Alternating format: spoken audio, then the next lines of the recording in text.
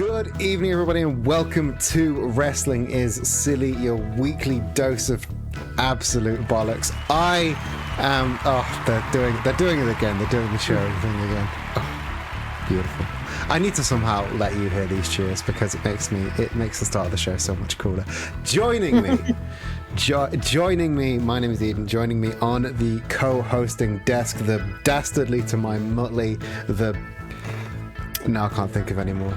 No, that's what you're getting. Zach, how are you doing today? I'm doing good. How are you? I'm doing all right. I had a look at my list of things to do this morning. It was all wait for a reply. So I've not really done a lot today, but in the best possible way. You got tricked by Rogue Camembert. That was what I know of your day. That happens every time. It's like genuine at this point. It's like my mum puts a wheel of cheese under a box with a stick and a rope, and I fall for it every time. You do, and end up getting roped into helping her do work. Yeah, you have become like a full-time farmhand, and you get paid only in Camembert cheese. I mean, honestly, it's like not the worst. I mean, if you're gonna get paid in money, you would have just bought a cheese anyway. Well, yeah, basically, it just cuts out the middleman, really. Yep. Yeah. But you know what is very exciting? On Friday, Infinite Wealth comes out, and nothing else in the world matters. I was going to avoid talking about that because I would just spend this entire stream talking about how excited I am. I'm so excited. My boy and my boy are having a fun Hawaii vacation. Yeah. And we can even play it at the same time because there's a workaround for that. Oh, is there actually? Oh, yep. Shit. Apparently, if one of us launches the game and then goes into offline mode, the other one can just launch the game. Which is great because now we can both play at the same time, and I don't have to just wait for you to get back into Pathologic so I can play like a dragon. I genuinely have not played Pathologic because I was like, I'm gonna need something to play while Eden plays Infinite Wealth. Oh, so when I said, can you not do the changing playthrough until Friday? You actually listened and didn't start. Yeah. Oh, well. Well, we'll see if the workaround works, and if it doesn't, you can play Pathologic. You can be a changeling. I mean, I will warn you that will only take about 18 hours. Yeah, but then you gotta get the secret endings. I have got the secret endings. Fucking what?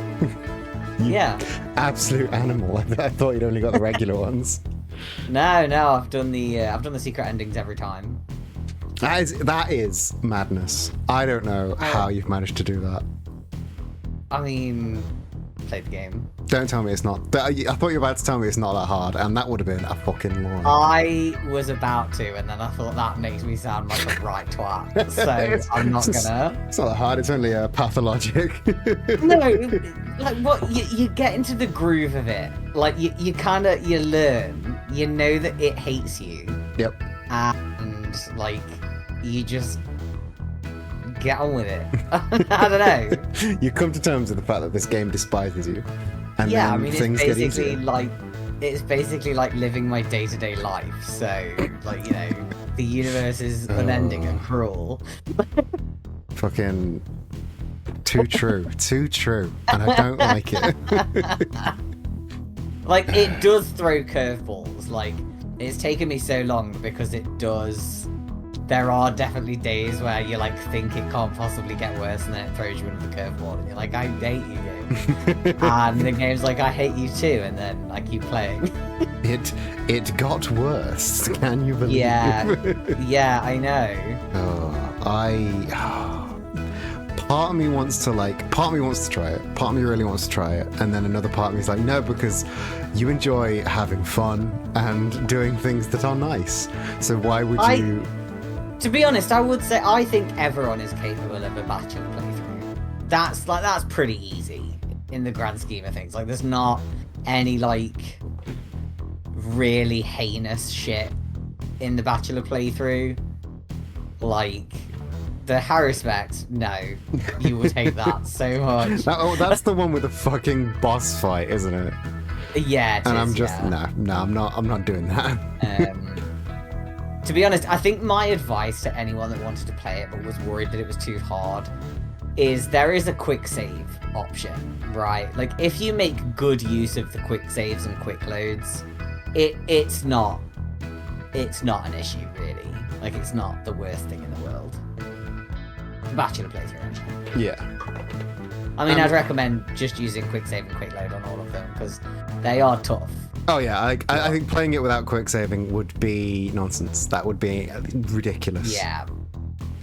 I mean, it's got a pretty robust save system anyway. Like, you can just save anywhere, and it's fine.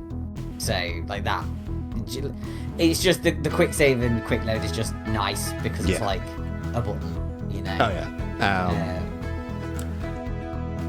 Yeah, I'd... Are you going to play Pathologic too?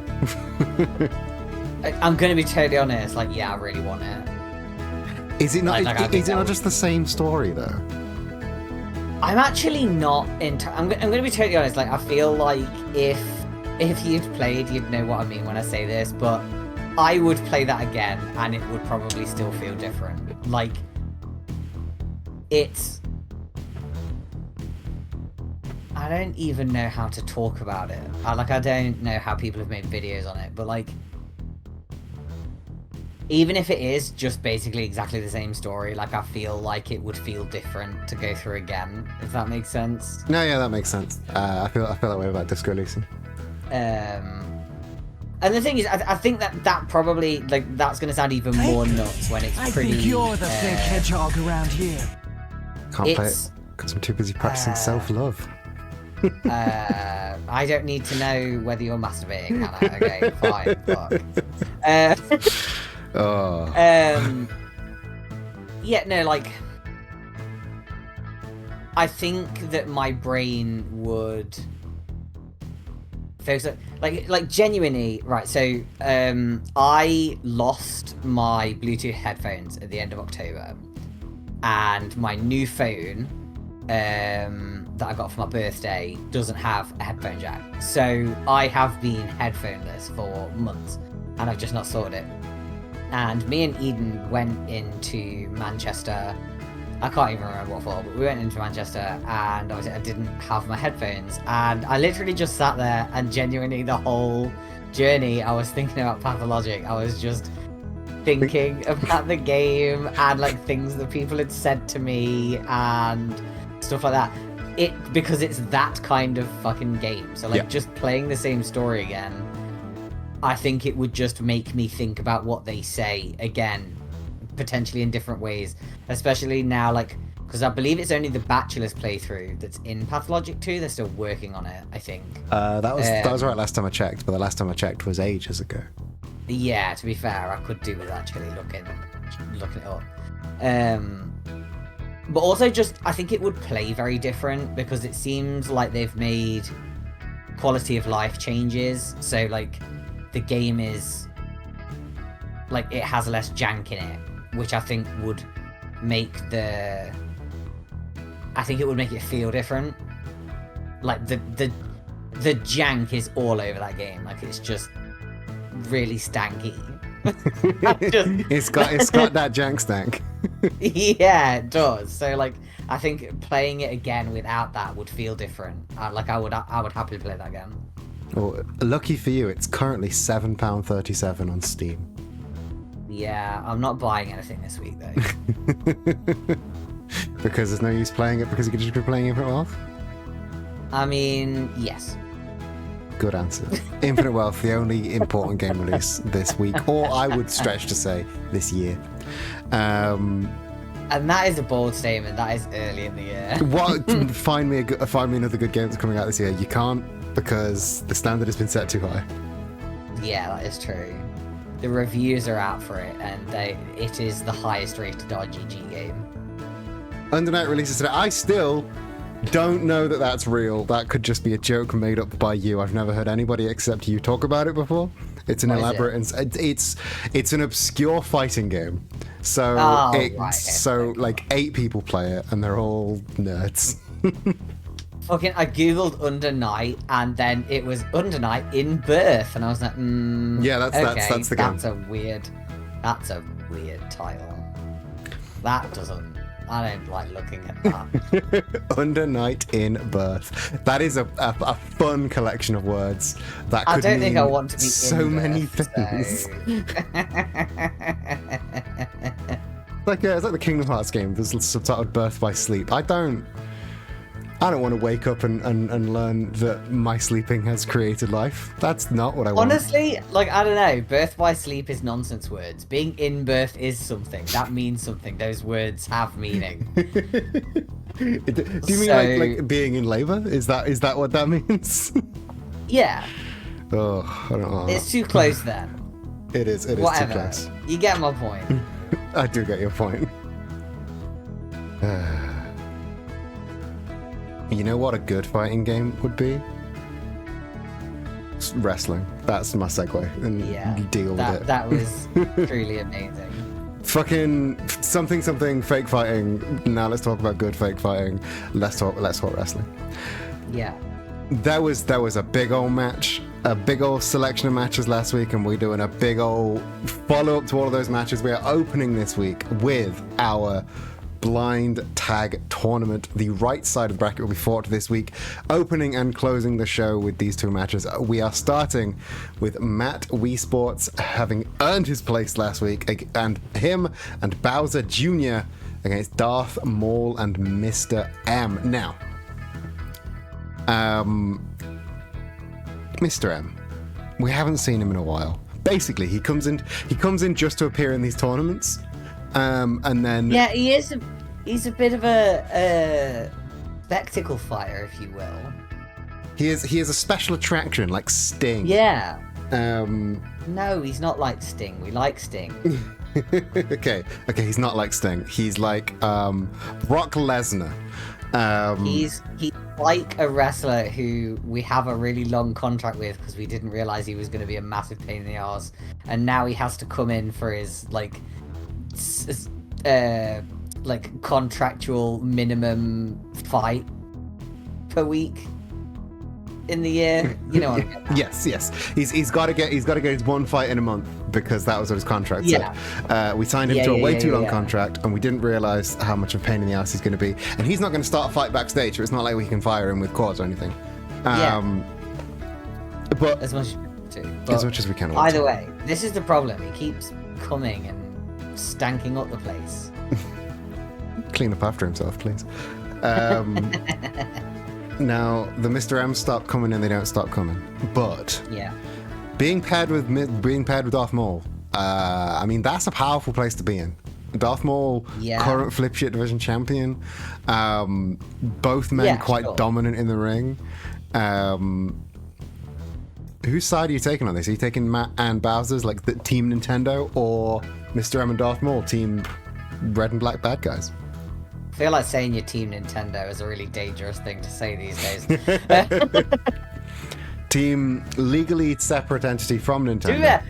Most of the people in this are Nintendo, so true. You know, yeah, that is a weird spread actually.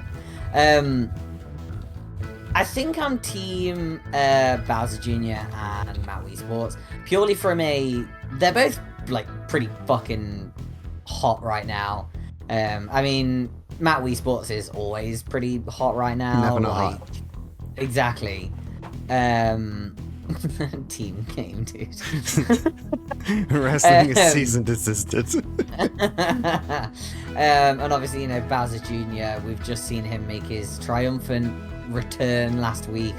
No, he hadn't technically gone anywhere, but obviously with all the stuff with Bowser and Princess Peach, things were a little rocky there for a second. So, you know, he's just made his comeback and the crowd loves him. You know, I think they're going to be really excited to see him come back and do this. Whereas Mr. M, nobody wants to interact with. Mr. M. And then there's Darth Maul. Again, flip shit champ. He holds gold. It's got to mean something, hasn't it? Yeah, it's more like what's the oh god, what's the chemical word for fool's gold? So that I can do a really smart dig. I don't know if fool's gold is just a single chemical. Anyway, we're gonna go down to the ring. Before... Yeah, it is. It's something else. It's pyrite. Well, are you saying he holds pyrite? Are you claiming that Pripyat isn't a real title? Yeah, That's a dangerous thing to say when the champ's that close by, I gotta say. Yeah, well, you know. I'm gonna go down to the ring before you get in a fight.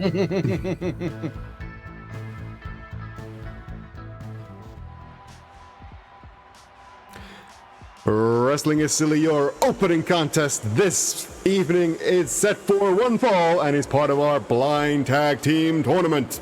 On their way to the ring first, representing, they don't have a team name yet, but from the Springfield Sports Center, Matt Wii Sports. These guys don't have a team. Matt and Bowser, if you can guys think of a name for Matt and Bowser, do hit me up. Do let me know.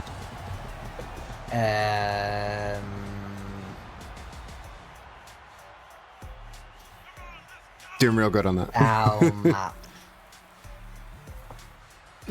Matt. Are you proud of that? Are you gonna stick with that? Yeah. Bow Matt. So we've got two suggestions: Bow Matt and Bat.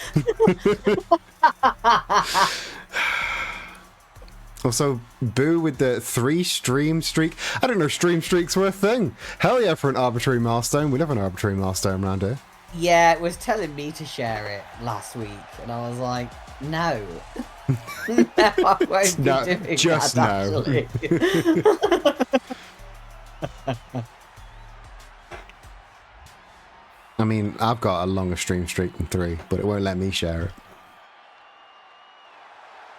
It's just my knee-jerk reaction when anything tells me to do anything. I'm like, no. No, fuck off. I don't want to do that. Don't tell me what to do. Oh my god, am I like fucking Locke from Lost? Oh shit. Oh no. I'm going to assume that makes sense as a comparison. I've never watched Lost. Suddenly my life makes a lot more sense. Do you want to do your intro and then I'll explain? And his partner weighing in at 163 pounds from the fiery flotilla orbiting the planet, Bowser Jr. I am, ironically, lost with your Lost comparison. Yeah, so I feel like it's been 20 years if you haven't watched. Lost spoilers aren't important because if you've had 20 years. And this is, quite frankly, this is revealed within like I think within the first 4 episodes, or it might be 5. Anyway, either way, you've had plenty of fucking time. So yeah, Lost season 1 spoilers. Locke. So I actually don't remember if this particular personality trait. And their opponents first.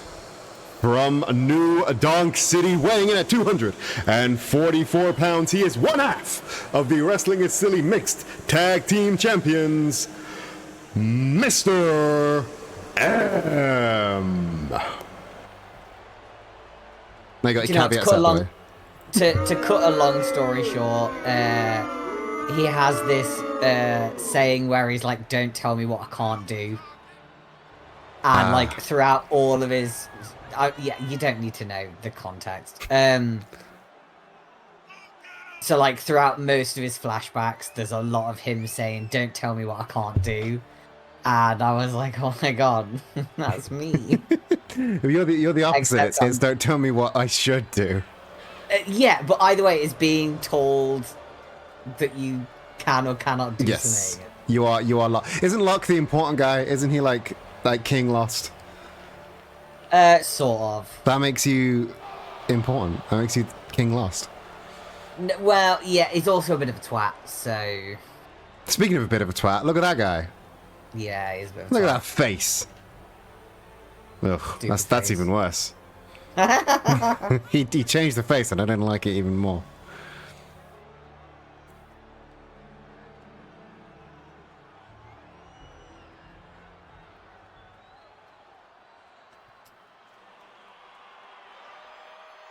I can count the pixels on the stream I can see. Oh dear. And his partner from Dathomir, weighing in at 215 pounds, he is the Wrestling is Silly Flippy Shit Division Champion, Darth Maul.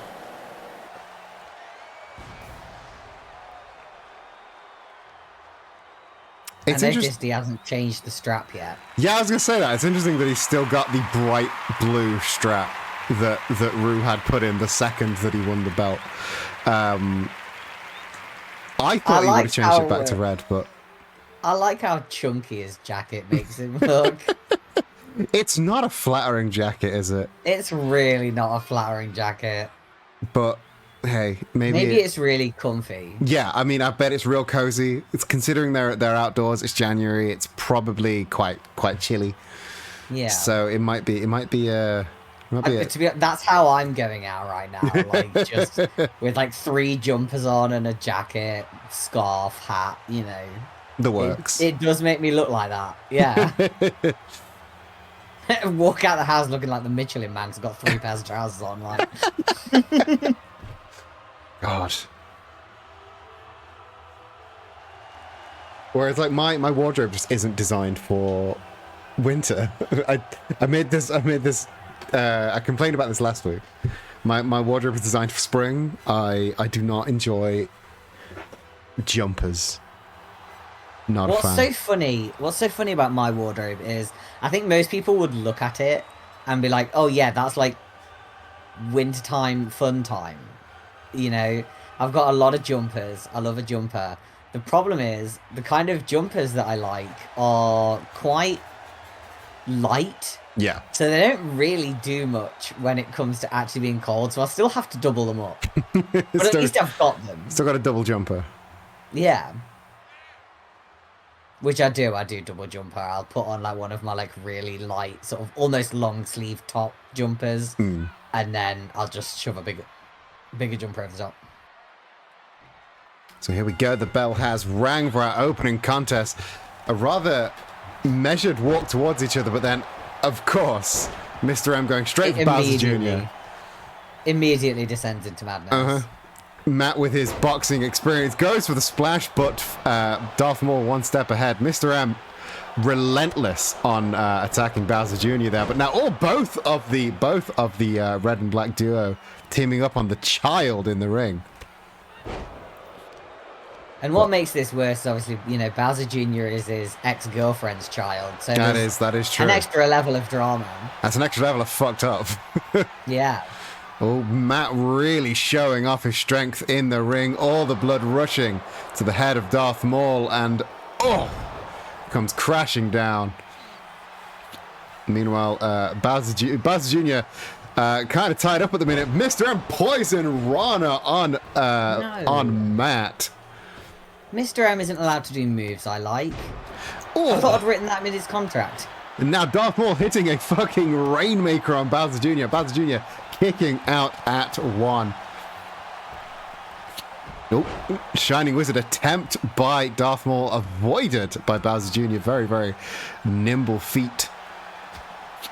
Did you specify just moves you don't like, or did you write them down? Because if you didn't write them down, he can just claim you didn't know you like them. Oh, damn it. Yeah, that's the thing. Such You need. a fool. That's why you got to learn the names of moves. Ooh, backflip, splash there from Darth Maul. Pin attempt. Just a 2. Meanwhile, Mr. M really giving it to Matt Wii Sports on the outside. This is not looking good for Matt and Bowser. But sunset flip powerbomb over the top rope from Bowser Jr. Holy shit. With Mr. M in control of Matt and Bowser Jr. in control of Darth Maul, it's very much a rush to which duo can get a pin in the ring first. It is indeed. Shooting star press there from Mr. M. I mean, I know I don't like complimenting him, but it's a very good shooting star press. Oh, twisting neck breaker from Darth Maul onto Bowser Jr. though. Matt does not look in a great position. Oh! snake eyes on the apron, the hardest goddamn part of the ring. So I'm returning Matt to the ring. Bowser Jr. flat out leaving Team Red and Black to I don't want to say double team Matt Wii Sports, but I can't think of another way to say it. So I'm just going to say they're going to they're double teaming Matt Wii Sports. Waistlock takedown from Mr. M. Brutal forearm. Now Bowser's back on his feet. Code red from Bowser Jr. Matt, though, having to roll out. This does not look good for Bowser. Oh. This is, I mean, it's kind of brutal knowing he's a child and seeing the brutality from these two bastard heels.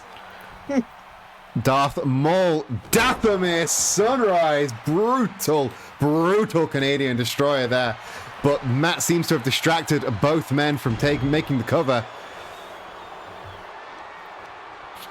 If that was no small feat lifting Matt up. Yeah, I mean, Mario is like, he's got some strength in him, and he sort of hides it a lot with his more lucha libre moveset, but he's a strong boy. And now he's really using that strength to wrench Bowser Jr.'s arm. Electric chair drop from Matt. Maybe Matt finally getting into the swing of things, but the Italian fly from Mr. M, is this it? Well, damn.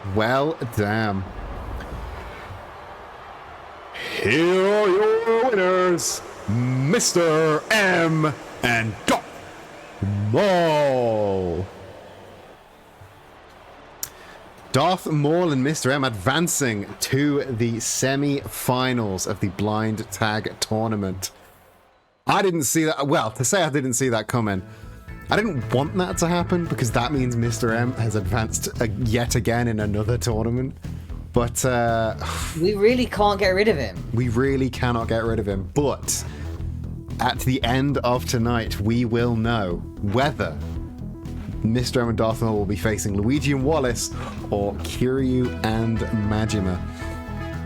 And I've got to ask, you must have been trying to play mediator in this new era of the Fight Boyfriends. How has that been? Oh, I've tried.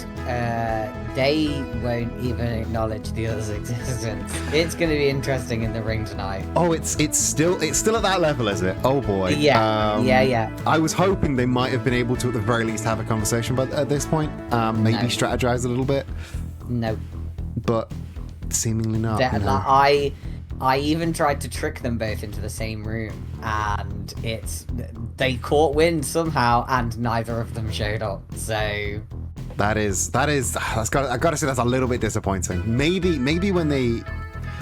something will change when they get in the ring together, because they have been. Yeah, maybe. I'm hoping that they will remember the magic. I mean, one can only hope, because they really can put on great matches both with and against each other. I can't help but wonder whether it's because neither of them feels like they've got something to show the other, if that makes sense. Like, you know, I'm not sure. I mean, not ready to be like, yeah, well, I made it, fuck you. Well, like, one of them is world champion, the other has the smiley face. They definitely have things to show each other, but I don't know. Yeah, okay, yeah. So, certainly on Kiryu's part, but imagine just having a smiley case when your partner has gone and got ex-partner has gone and got the world title. The most sought after prize in all of wrestling. Exactly. Maybe it's that. Maybe it is that. Maybe Majima feels that he's not on Kiryu's level anymore. Yeah, and I mean, and Kiryu is very much I think he would worry about. Maybe he has the opposite problem, because he's always kind of worried about upsetting people, and maybe he doesn't want to feel like he's rubbing it in. It's a difficult position that both of them have been put in, and that you have been put in. But hey, I again, fingers crossed that when they get in the ring together, maybe it'll just click back into place. Yeah. It didn't click into place for one of our teams last week, and that was It did not. Unthinkably Sorry. They had all of the momentum going into that match. They were in my head they were favorites to win, and then it all fell apart because the other team, despite not liking each other, had more tag acumen, and they have not taken it well between themselves. Our next contest is the Unthinkable Rabbit versus Garfield. This is going to be intense for all the different reasons, a myriad of different reasons that the Fight Boy friends have been intense. This is going to be rough. Any predictions as we go into this match? I'm going to be honest, I think this will be determined by who is the most pissed off, and I that could go to either of them. Do you know what I mean? Like, they're both so annoyed, both blame the other for the loss last week, and I mean, I don't think that that's a healthy way to look at it at the end of the day, but you know, I think people get caught up in the heat of the moment, and then these things fester, I think, and I think that's what's happened here. I think that neither wanted to admit that it was potentially partly their fault that they've lost, and then they've had a whole week to brew on it. But the thing with wrestling is, like, you lost, but that doesn't mean it's your fault. Sometimes the other guys are just better than you. You haven't done anything wrong. Just in that moment, they were better than you. And we've said that before on Wrestling is Silly. Like, sometimes it's not even whether or not you are better than the other wrestler. It's whether or not you're better than them on that match, in that moment. Yeah. And those things, like how good you are, in quotes, because obviously that's a bit nebulous, but that is impacted by so many different factors and changes. I mean, for some wrestlers, it's a pretty stable line, but can, you know, sort of wobble a little bit. And some people, like, you know, just look at like I would say that a great example of that is Gus, because like some days he would come in, he would absolutely knock it out of the park, like you would not believe, and then other times he'd get absolutely squashed. She-Ra is another example of that, you know. And then you've got sort of like your I would say Matt Wii Sports. He is the other side of that, right? Like he is pretty stable in that I would say his best and his worst are much closer together. But he still loses sometimes, you know. Just look at the last match. And I think they have lost sight. I think the Unthinkable Rabbit and Garfield have lost sight of that, because it's when you are in tag, I think it's easier to fall into that bad pattern of thinking about, like, oh well, it wasn't my fault. Yeah, you know? I think you're completely right. And again, both of the examples you listed, they're both former champs, which proves that you only need to be the best on a given day to win. And sometimes it's not your day. And I think these two they're taking it out on each other, and it ain't gonna be pretty, but it's something they got to do. Let's go down to the ring.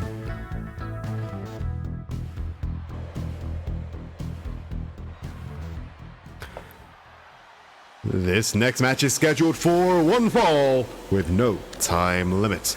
On the way to the ring first, from out of this world, weighing in at 235 pounds, part of the Unthinkables, the Unthinkable Rabbit. Olympic athletes tell you that the gold medal only shows who is better on that day. Exactly. Like, and it's the same thing with like title belts. Gus was the best on that day when he beat Colonel Sanders, but then he clearly wasn't the best on the day where he lost to Kiryu. To be honest, I think it goes for basically anything competitive. Really.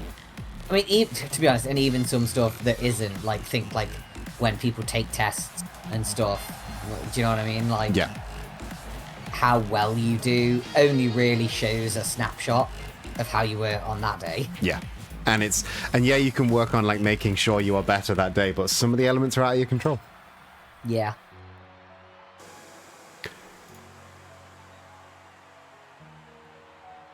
And his opponent from your darkest nightmares, weighing in at 276 pounds, Garfield.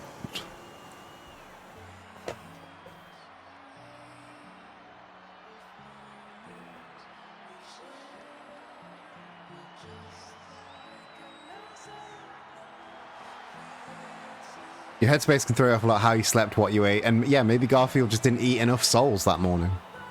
Yeah. Or maybe the souls he did eat were fast food garbage. Yeah, maybe he ate bad souls. Maybe he ate too many souls. Yeah. I don't know Yeah. exactly how many souls he eats in a day. I've never asked. I'm not sure what his soul nutritional requirements are. Yes. What are his RDAs of souls? Yeah. Is he getting the right macros? Yeah, gotta check your soul macros, man. Yeah. Does are souls still like protein, carbs, and fat, or are they like, or are the macros of souls like jealousy, joy, and rage? While it would make more sense for the second one, I kind of want them to be protein, carbs, and fat. How much protein in a soul?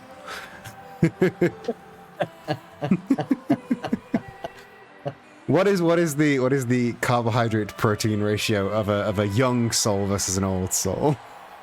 These are all questions that I want to ask this abomination, but if I get in the same room as him, he gives me the creeps.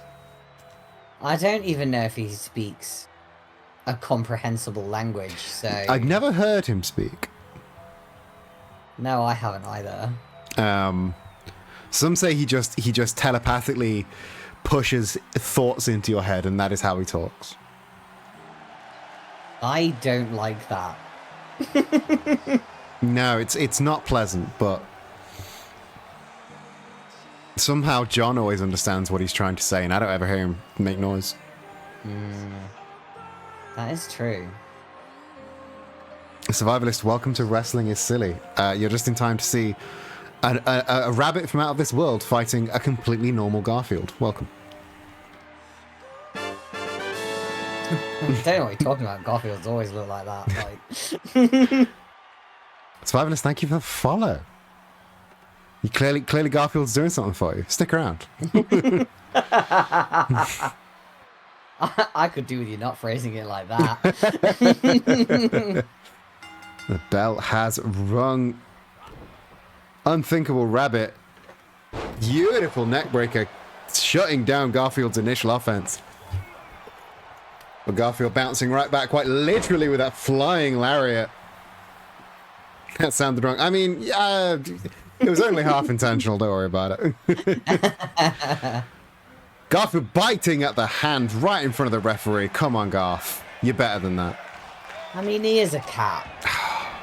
Well, at least I think he is. He was a cat at one point. Was. Before it happened, he was a cat. But I'm just pounding at the inner knee of the Unthinkable Rabbit. That is a strange place to target, but it looked like it fucking hurt. And then yeah, grabbing him by Unthinkable Rabbit bouncing up that beautiful drop kick. And a flipping neck breaker, or a fucking neck breaker if you're past Watershed.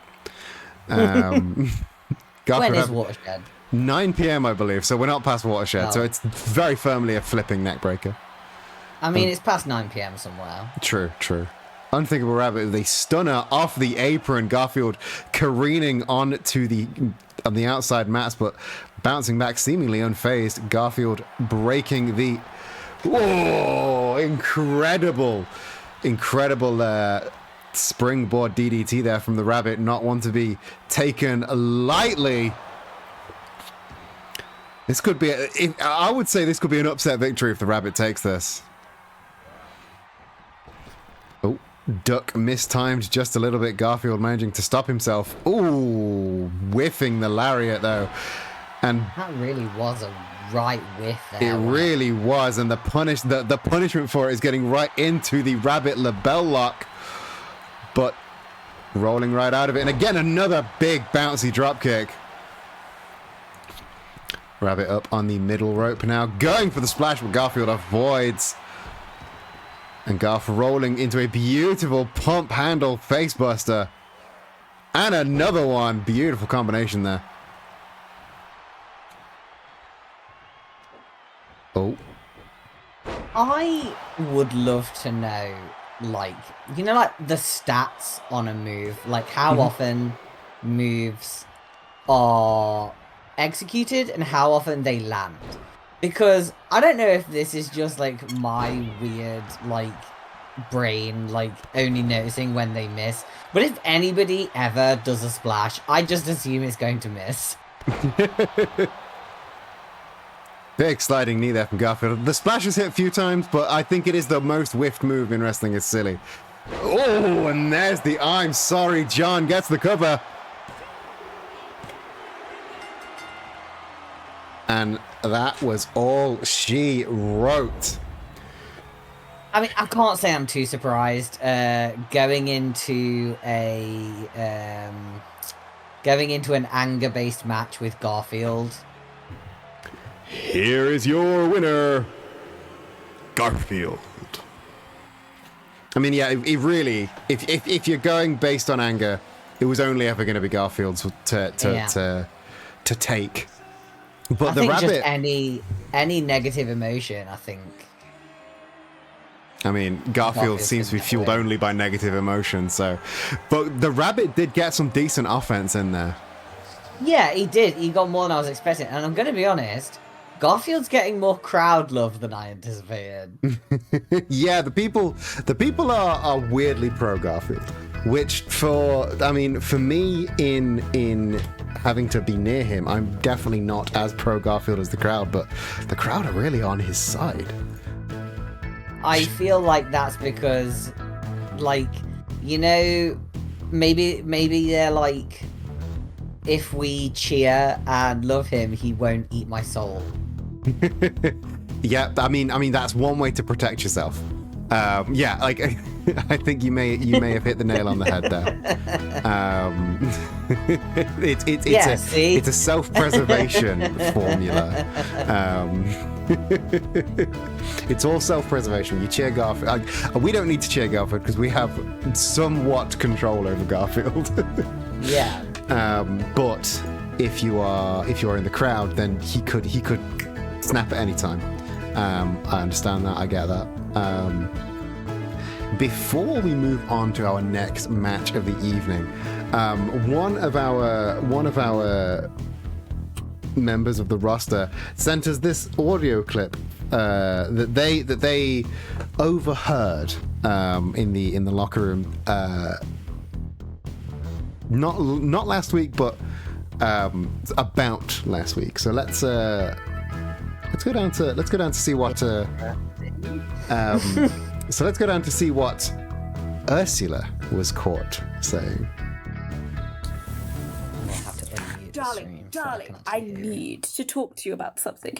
Did you see her in the ring last week? The red-headed little... Oh. Cassidy, I think her name was. She was phenomenal. Oh, I haven't felt like that coming out of a match in years. Not since Corel and I did that tour in Mexico and I ended up going home with mil scars. Oh, those two gym leaders were only supposed to be another mark on our victory wall. But Lord, once I saw her abilities, her physicality, her charisma. Oh, darling, I knew that we had more than just a jobber on our hands. She reminded me of myself when I was younger, full of piss and vinegar, ready to challenge anyone that even looked at her funny. She could be huge. She could be a champion. She could have her name in lights. A modern-day Alundra Blaze in denim hot pants. Yes, I can see it now. Misty, the women's world champion. She just needs a a gentle hand, maybe an elder stateswoman with some pull around the locker room to guide her. You know, I may see if she's still in catering before anyone else can pounce at her. Darling, thank you. You've given me some wonderful advice. Couldn't live without you. Mwah. Well, I gotta say that is not what I expected. The forever timeless Ursula there, really showing some unexpected praise to Misty. You seem amused. That was the best thing I've ever heard in my entire life. I mean, yeah, it really was, wasn't it? I didn't know I needed to hear Ursula saying that Misty was full of piss and vinegar. Full of piss and vinegar, exactly. I mean, that's just apparently the way Ursula talks in 1950s Hollywood.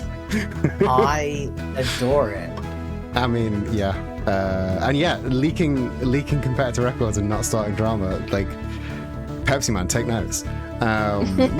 You can secretly talk about your coworkers and say nice things.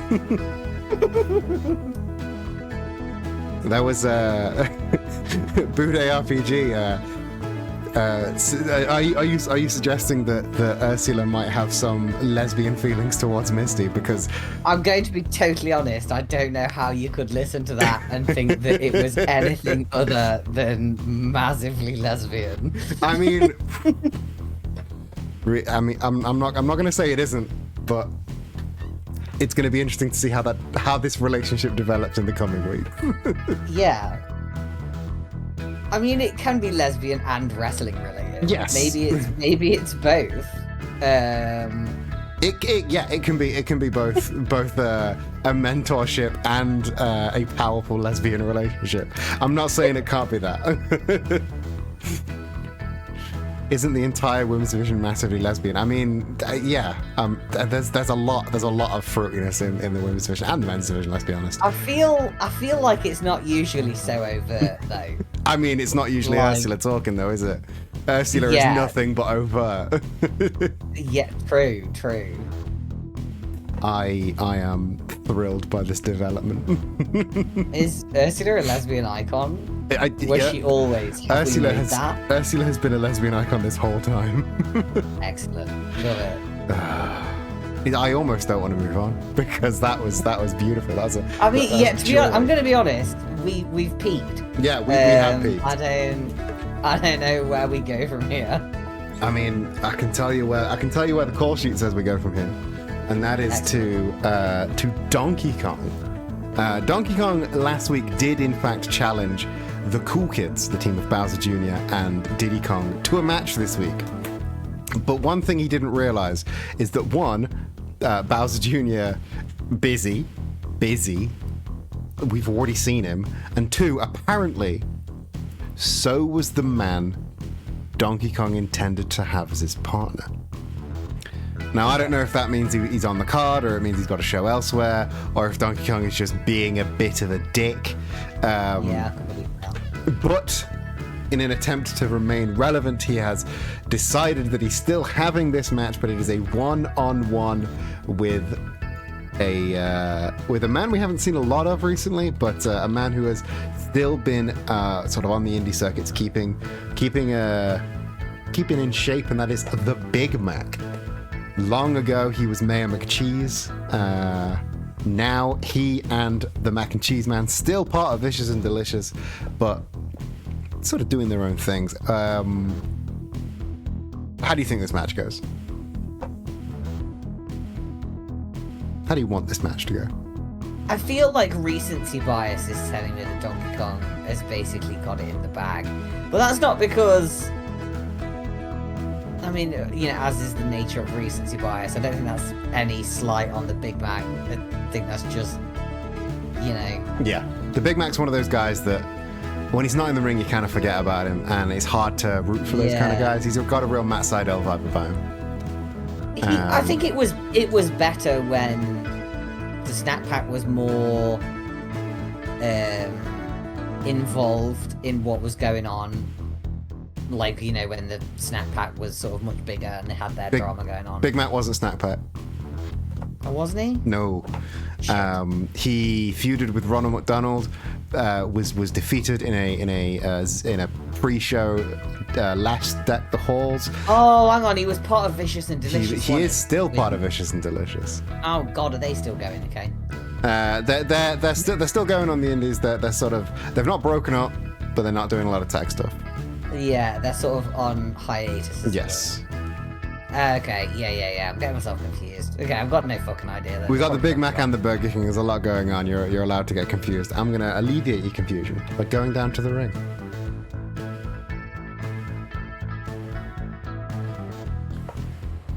This next match is scheduled for one fall with no time limit. Making his way to the ring first from Congo Jungle, weighing in at 562 pounds, Donkey Kong. You see, this is the problem when you don't eat much fast food. You can't tell your differences between your Big Macs and your Burger Kings. Neither Big Mac nor Whopper is vegetarian, so you care for neither of them. Yeah. And I'm not gonna change his name to the McPlant just so you can care about him more.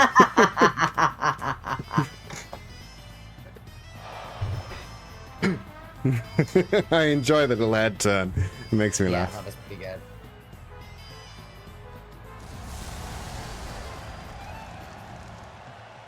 How long have we had Pyro on top of the... Has that always been there? I don't know how long that's been there. Did he bring that? I'm not sure if he brought that. I mean, he's bringing it. He is definitely bringing it.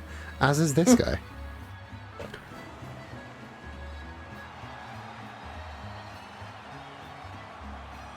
This music is Mackie's music. And his partner from the kitchen, he is one half of Vicious and Delicious, the Big Mac.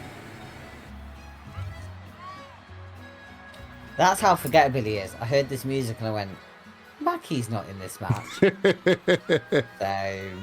They do in fact have different music. Do they? Yes. The mac and cheese man comes out to Spagonia brackets day. The Big Mac comes out to Spagonia brackets night. Oh, interesting. Okay, fine. Sure. Thus, the Big Mac is a werehog, is what I can take from that. Yeah. Because this is music from Sonic Unleashed. Or maybe he's a were Mac. Maybe he looks like a normal guy in the daytime. Maybe he grows a Big Mac head in the nighttime. That's my favorite thing. I did remember to turn echo off, right? I think I did. I hope so. Otherwise we sound like right turnips. No, just me. DK, big splash in the corner. I mean, that could be all over. If I'm taking a splash from DK like that, that's it. That's the end of the match as far as I'm concerned. Yeah. I'm dead now. But I mean, the Big Mac. Time splash matters. The Big Mac now could be considered a smash burger. Up on the shoulders of Donkey Kong and right into the corner, Snake Eyes. I feel like smash burgers, it's dated now. People don't do those anymore. Oh, people are still doing smash burgers. Yeah, but are they as prevalent as they were when they had that massive... There was a point where every single burger had to be a smash burger, and if you weren't doing a smash burger, you were uncool and all the other chefs... Big spear off the apron there from DK. Smash burgers were a big thing a couple of years ago because restaurants discovered how easy it is to make 40 smash burgers at a time. I genuinely thought you weren't going to respond because the other chefs laughed at you because you don't make smash burgers. I don't make smash burgers because one, I don't have a griddle, and two, they're a pain in the ass. If I had flat top, I'd be making them all the time. Oh, big show of strength there from the Big Mac. Managing to throw DK over his shoulder and out of the ring, and Freya getting in the way of the two now, maybe trying to stop something off the wall from happening, but DK pushing through. I And feel like a vegetarian smash burger is just mash. it's a. You don't make your burgers out of potato. Yeah, some kind of exotic Oh. root vegetable burger. A second Snake Eyes DK with the cover, just a 1 count there. Maybe it is just a mash burger. Maybe it is just mashed beans. Just smushed up beans. DK with the choke. Oh, but the Big Mac playing possum to get that elbow in. Big Mac thrown to the corner for his troubles, and another big splash. Oh, DK, the jungle vine locked in. Deep grapevines in place now. This... No, not hummus, a burger. We're talking about burgers, not hummus. Okay, this might reveal me to be a little freak. I mean I am mandated to do that at least once a week. So, but like, does anybody else get like real? If somebody suggests doing something to food that would change their texture to a way you are not used to, it like instinctually I don't like it, and I don't want to like it. Like the smashed beans thing. Like I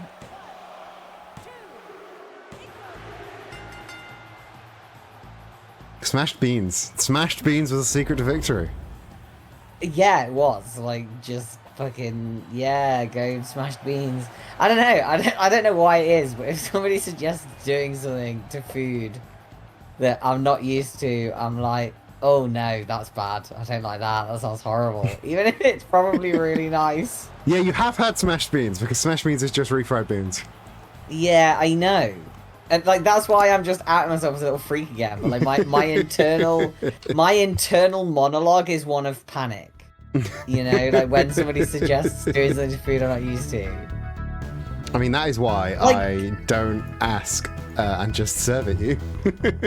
Oh, this is something I've had to actively work on. I'll just eat whatever is put in front of me because I know that 99% of my actual 99% of my instincts around food are wrong, and I choose to go in ignorant, and therefore they don't come up. Like, again, because I think like chickpeas and hummus is a really good example. Like, I love hummus so much, but if somebody said to me they're going to serve me like mashed chickpeas, like my brain goes ah. You know, you want to like what gets me is like hummus, like falafel and hummus. That's the thing, falafel and hummus. Yeah. Hummus is really finely ground chickpeas, and falafel is slightly less finely ground chickpeas. Yeah, I know. Just dipping chickpeas in chickpeas. Too much garbanzo. Yeah, I mean it's like when people have like chicken and eggs and shit. Yes, the falafel gives birth to the hummus. Yeah. Yeah, like hummus is nice, but the idea of getting a can of chickpeas, ramming it in a blender until it's a liquid does not sound very appetizing. I actually think a lot of it is I have a very visceral like anti-smoosh. My brain is very anti-smushing, except in one context, in which where you like put your hands on either side of your pet's head and you kind of smoosh it a bit, and you tell them that's fine. But like food-wise, I'm very anti-smoosh. I think it's because I don't like the texture of most smoosh. Where did the screen go? There we go. And I don't like the smooshing part of it. I'm not a smooshed food kind of guy. So like I just have this visceral reaction to it. I mean, we've really made a breakthrough here. You're anti-smush, pro-smushed food. Yeah, well the thing is I like a lot of smushed food, but it's just I don't know, it's because it's like when it's already smooshed, I don't have to think about how it was made. I don't have to think about the fact it was smooshed. I do, because I'm the one making it, but... And also some smooshed food, like the texture, it depends on how you smoosh it. Like some smooshed food is good, like hummus, great, love hummus. But like other stuff, that's sloppy. I don't like it. Oh my god! Yeah, you hate splash attempts because they're all smoosh. I feel like we've really got to the core of who I am as a person. On Yeah, stream we really tonight. have. I'm glad we could make this breakthrough. Shall we, while you try and digest this, shall we go for break? Yeah. We're going to go for a very, very short break now. We'll be back in 3 minutes. In the meantime, go fill up your water bottles, go empty your bladders, go smush up your chickpeas. We'll be back in 3 minutes. For the meantime, who is that Pokemon? Who's that Pokemon?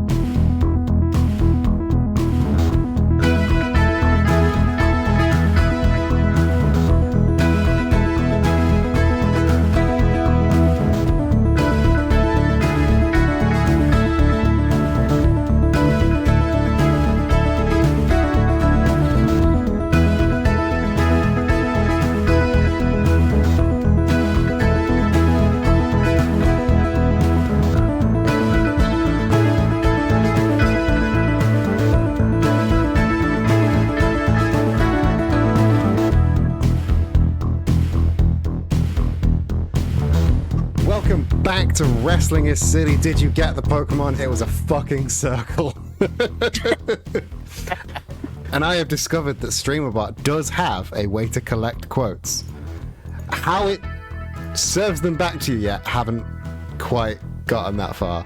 But Have you Googled StreamerBot quotes? yes, and I've spent the entire break on the wiki page for the StreamerBot quotes section. Have you tried Control Fing the exclamation mark? It's not a very long page. I've read it all. Oh. I know what's happened. I've not actually told it to post a message. So that'll be why. It's gotten the quote, So and then it's gotten the quote. I've just not told it to spit that out into a. I've not told it to spit that out into Wow. a. Has anybody ever told you how smart you are? I'm real fucking smart. I know that. So there we go. Bam. Quote get will deliver you a random quote now. We have 2 so far. Because I didn't know the quote thing existed, but Rue did.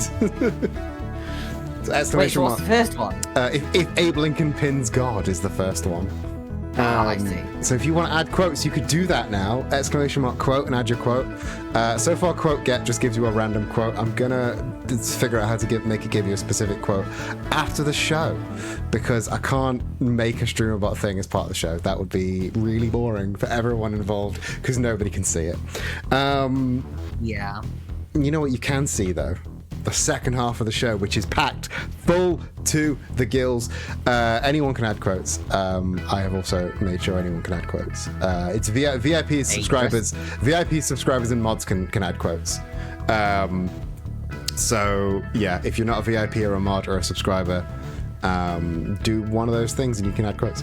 The second half of the show is packed to the gills with women's matches, and by that I mean it's literally half women's matches. So y'all love your women's division. The gills are halfway up the fish, so it's half women's matches. That makes sense. Don't question that. Yeah. Y'all remember? Okay, cast your mind back to the Hardcore Championships inaugural match. My mind has been cast back. Your mind has been Wow, cast I back. Can't wait for Christmas or my birthday. I think it was September, so your birthday hadn't been yet. Okay.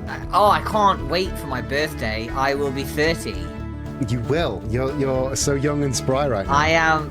Yeah, I'm so young and spry, and I can't wait for my birthday where I become old and decrepit.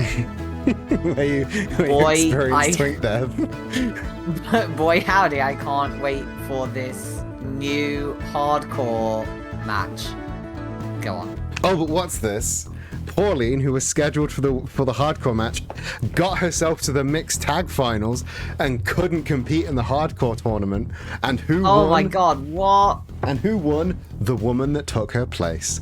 Well, Pauline has been apparently secretly seething about that this entire time, and she has challenged Harley Quinn, not to a hardcore match, but to a straight up, this is a respect thing, one-on-one match. Because Pauline thinks it's about time that she got to prove whether or not Harley Quinn was worthy to take a place and whether or not Pauline is worthy of a hardcore title shot. What do you think to this matchup? I mean, I feel like it was only a matter of time. You know, I'm so young and spry, this match feels very sensible.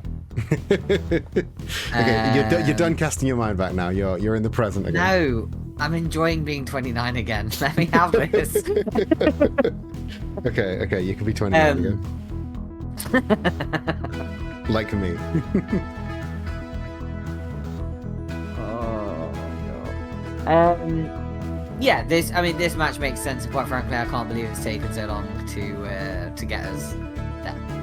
Well. Harley Quinn was busy. She had an open door policy that Pauline never fell through.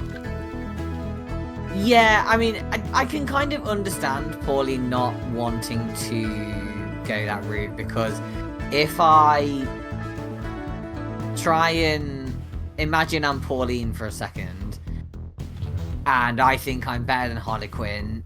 If I go through her proving ground, that gives legitimacy to her claim to the hardcore title, if that makes sense. Yeah, no, I know what you mean. So I can see why Pauline never did that. Like if I sort of put myself in her shoes. And then, yeah, I guess, obviously, Harlequin has been recovering, yeah, since losing the title. So it kind of makes sense why it's taken so long, but also just, I can't believe they didn't start fighting in the locker room or something. That's true. So, I mean, Pauline maybe wanted to avoid the proving ground. Maybe this is the kind of match she wanted, but hey, yeah, it's finally happening. Let's go down to the ring and see how it unfolds.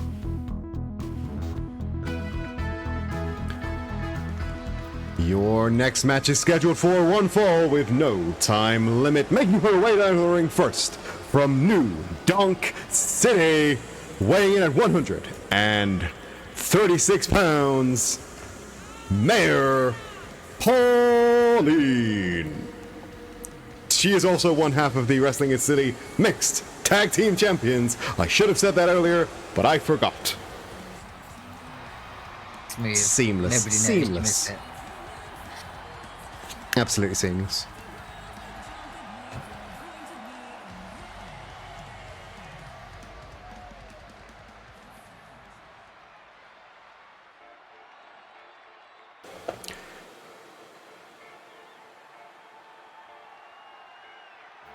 And her opponent from Arkham Asylum, weighing in at 132 pounds, Harley Quinn. Yes, I can do that, still be better than the other announcer, because I pronounce people's names properly and know where they're from.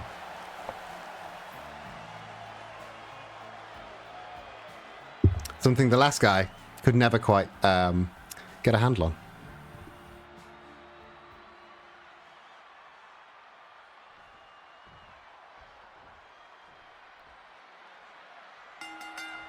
The bell has rung. Freya really putting in her hours this match. Harley, oh, beautiful there from Harley Quinn into the baseball slide lariat. Pauline making the decision to wrestle in her evening gown, which I thought she'd given up on that after she bust out the mayoral pantsuit, but seemingly not.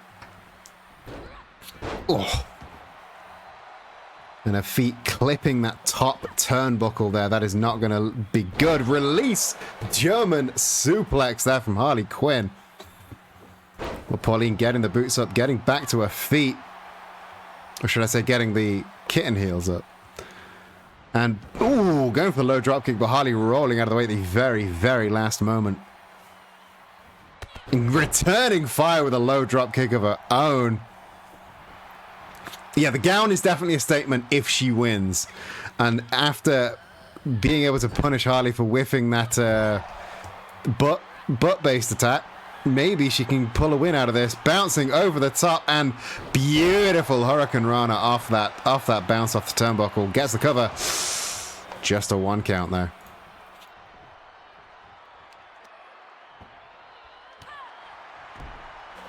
Pauline now taking a moment to vamp to the crowd. High kick avoided by Harley Quinn. And there, oh, beautiful one-handed powerbomb there. But Pauline bouncing straight back into a Northern Lights suplex. And the fight spills to the outside. Harley Quinn, beautiful series of kicks, goes for the bird of prey, but pushed away by Pauline, who snake eyes her off the apron, the hardest part of the ring. It really feels like we're seeing a lot more snake eyes tonight. It's a very snake eyes heavy match. The snake eyes very night. That is it. Thank you, Bude RPG, for getting the Ko-fi link in there. If you would like to get yourself a "That's the hardest part of the ring" caution t-shirt, you could do so in the Ko-fi link that Bude has just posted into the chat. There's also a hardest part of the ring emote that is a follower emote, so everyone has it. Another Northern Light suplex there from Pauline. But Harley Quinn kicking back with the boots. Handstand hooking the shoulders. And beautiful spinning tiaras. Harley Quinn too busy doing a kata to see the incoming Pauline hits the splash in the turnbuckle, smooshing up that Harley Quinn just how you like it, Zach. And now she's up on the turnbuckle. Beautiful flying bulldog off the turnbuckle. Gets the cover.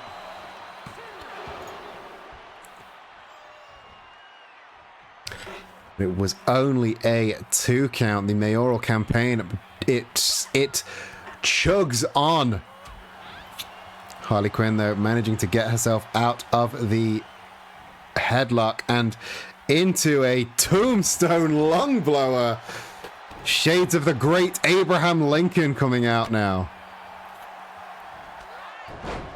Oh, flying lariat taking down into the Manhattan drop, or it's the new donk drop, should I say, and a picture perfect body slam. Harley now up on the top rope, dangerous position for someone as lithe as her. 630 senton, holy shit. But that's not enough. She's not gonna fucking hit another one, is she? Go on. No, instead the exclamation point stomp gets the cover. That is brutal in those heels. Yeah, I mean, those double foot stomps are brutal anyway, but in those heels, that could that's gonna pierce straight through. Yeah. Pauline slowly rolling out into what she thought was safety, but just into the path of a flying Harley Quinn and a running shooting star press just to put a full stop on it. Second one, but as always, you try and hit that second shooting star press. Now they know. Now they know what to look for. Yeah, they're ready for it. Mm-hmm. Oh, and Harley hitting the stunner out of nowhere. And whoo, beautiful little flip there, using all of momentum and gravity to her advantage.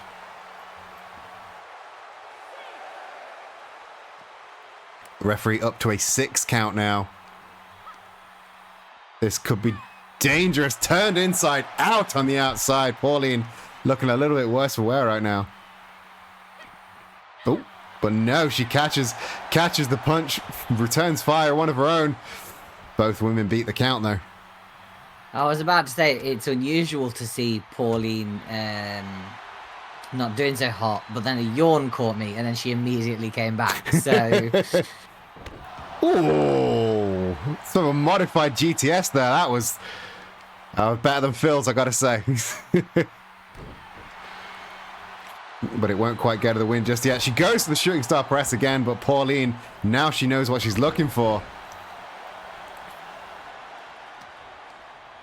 And throwing Harley hard into that turnbuckle, but Harley gets the boots up, but Pauline catches the boot. It's so back and forth, holy shit. Pauline spikes with the DDT though. And so far, neither woman really has a clear lead. But this could all be changing. Pauline hits the Mayor Rampage. Could this be it for Harley Quinn?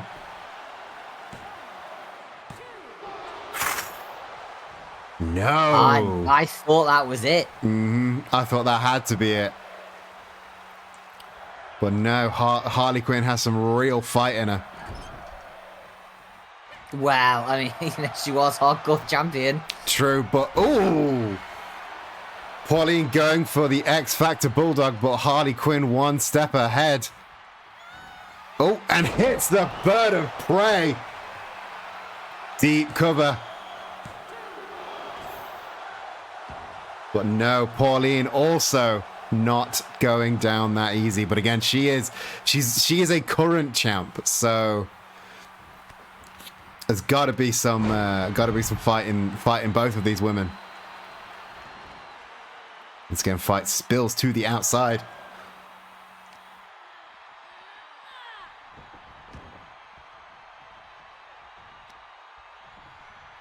Harley Quinn in control right now. The spinning kick, but Pauline sort of tried to rebuff most of it, and that was the spinning kick that won Harley the title in the first place.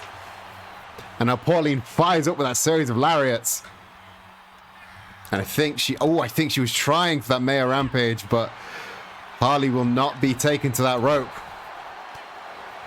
It's very back and forth. She's trying her best, trying to get Harley over to those ropes. She manages it. This is bad news for Harley Quinn, because Pauline has just got a second term with that Maya Rampage. Gets the cover. Oh! Ooh. Still Harley Quinn kicks out. Big roundhouse kick there. I thought that had to be it. I don't know how Harley's still standing. But she's still standing. She's still fighting. This match is more for pride than anything else. Harley needs to prove that she was worthy to get in that match. There's the baseball slide once again. And I think she's got something else in the tank. Ugh, brutal drop kick.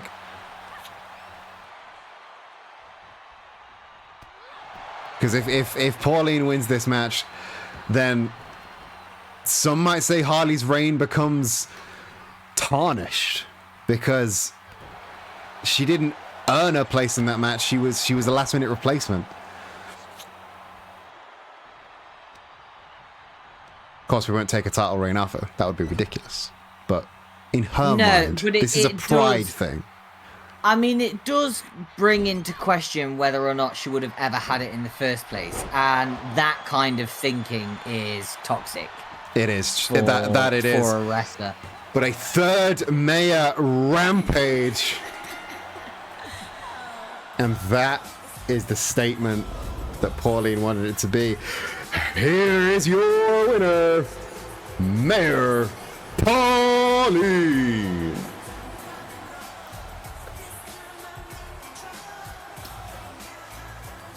Techman's gone a bit doolally, hit the wrong button. But Pauline emerges victorious, and what a match that was. I mean, the women's matches, they never disappoint. To say it was a good women's match, I mean, it's a very, very high bar, but holy shit, that was I didn't expect to put on a 5-star banger, but here we are. Welcome to Wrestling is Silly. I mean, I'm going to be totally honest, if you weren't expecting it, what have you been watching? True. You know, the women always come out and put on incredible matches. I can't say I'm surprised that is how it ended up. I mean, it will be. No, Sorry, you go. I was gonna say, it will be interesting to see how Harley handles that, because that is a really tough position to be put in, because, you know, as we know, she was Pauline's last minute replacement, and Pauline managed to get to the finals of the mixed tag. So to find out that individual could have beaten you, it does call into question whether that title should have been yours, you know? Yeah, I mean, it could send Harley on a vicious downhill spiral, but Yeah. equally it could send Pauline, like, she's got to be eyeing up that title now. Yeah. Like, now that Wonder Woman is hardcore champ, we don't know that Wonder Woman's doing the Proving Ground matches. She hasn't really made a statement on that yet. Maybe she is. Yeah, luckily Harley is real, stable, and sensible. That's a true fact. Famously so. Yeah. Famously, maybe Wonder Woman is less looking at defending every week and more looking at finding a good, strong challenger. And I think we might have a good, strong challenger in Pauline. I am worried about Harley Quinn though, because she's a great competitor. I just think she made too much of a personality having the hardcore title, and it's not really been. She's not really been the same since she lost it. Yeah. Speaking of not only Harley Quinn, but people that have lost titles, this next match, we're going back to the men's division for a triple threat match. 3 men who have all who have all in a way made their intentions clear on Ichiban's Twitch title. Those 3 men: Bob Belcher, the Joker, and Frubin. Frubin making a lot of attacks on Ichiban in their blind tag match last week. Bob and Ichiban have a long rivalry dating back to the Blood and Guts match between the Sports Center and the Fight Boys friends. Joker, well, I think Joker just decided that he wanted in. He managed to defeat Bob last week, and now if Bob's going for the title, he's like, no, I beat you. That means I want the title as well. We can never quite predict what he wants, but these 3 men in a triple threat match. I think this may be a gentleman's agreement amongst the 3 of them on who gets to chase after the Twitch title. What are your reads on these 3 guys, and who do you want to win this match? Who do I want to win? That's the fucking question of the day, innit? Obviously, we love Rue, we love Frubin, he's great. But also, I really like Bob as well. He is cool. Bob is very cool. And I just kind of like his vibe. It's not a very pleasant vibe, but it's like a vibe. You know? Yeah. Sometimes I wake up and choose violence as well. You know, I feel really seen when Bob is in the ring. To be totally honest, I would be happy with either Rue or Bob. The Joker, I do not care about. You will never, I'm sorry, you'll never get me to care about the Joker. It's not gonna happen. It's not gonna happen. He's kind of just the wild card in this match. Or maybe the Joker card. Yeah, well, I mean, the Joker is the wild card, isn't it? I mean, in this game, Jokers are definitely wild. Yeah. Wait, that's making it sound like it's different things. What does that mean? What it means is we're going down to the ring. Okay.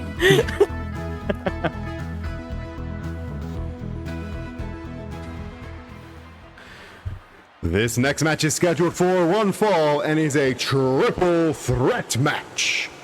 On their way to the ring first, from twitch.tv/Frubin, weighing in at just shy of 500 followers, Frubin! In poker, you can declare cards wild. I don't know the games people play with cards. That's not what I'm here for with cards. I make them do little magic things. I don't know how any of your games work.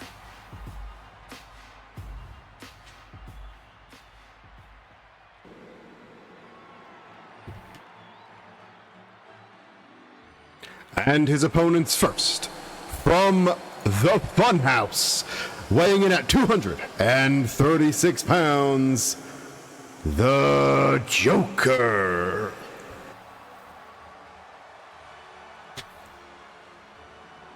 He heard people saying they miss casual Joker. Here he is. He's back for you. Look at him in all his casualty, with another Joker's face on his back. Now, you say that nobody can make you care about the Joker. Do you care slightly more about the Joker when he's dressed in smart casual? Or just casual? Or do you still not care? I'm gonna say yes, because I feel like that would make you feel better. It would make me feel better, you're right.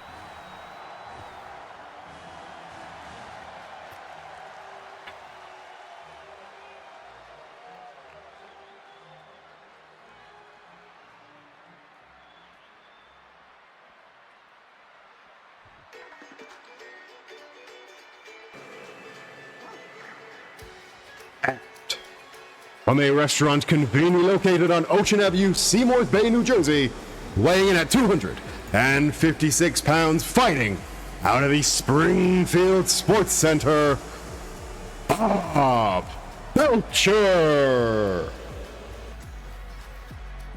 I love Bob. Got a lot of time for Bob.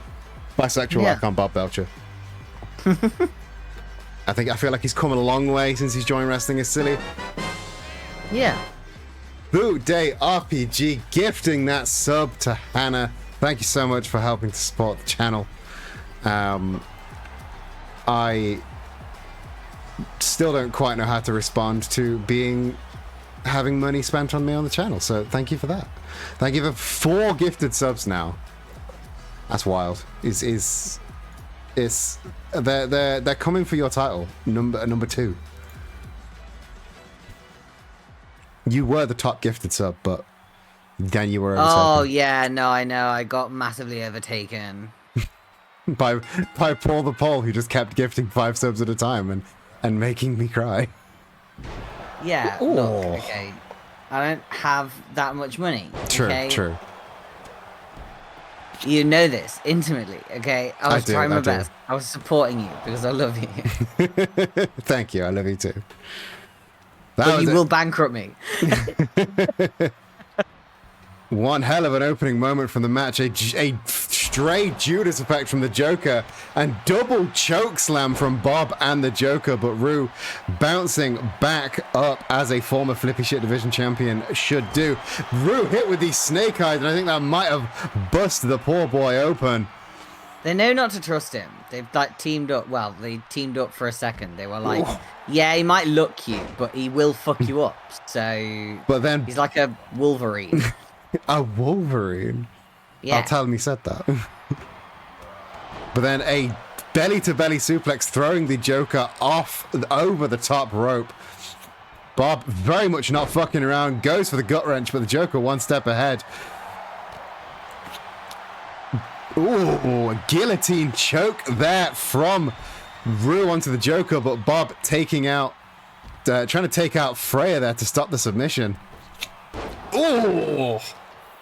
Leg drop didn't quite hit its target. That's going to reverberate up the tailbone and up the spine of everyone's favorite Tiny Teal Dream Boy.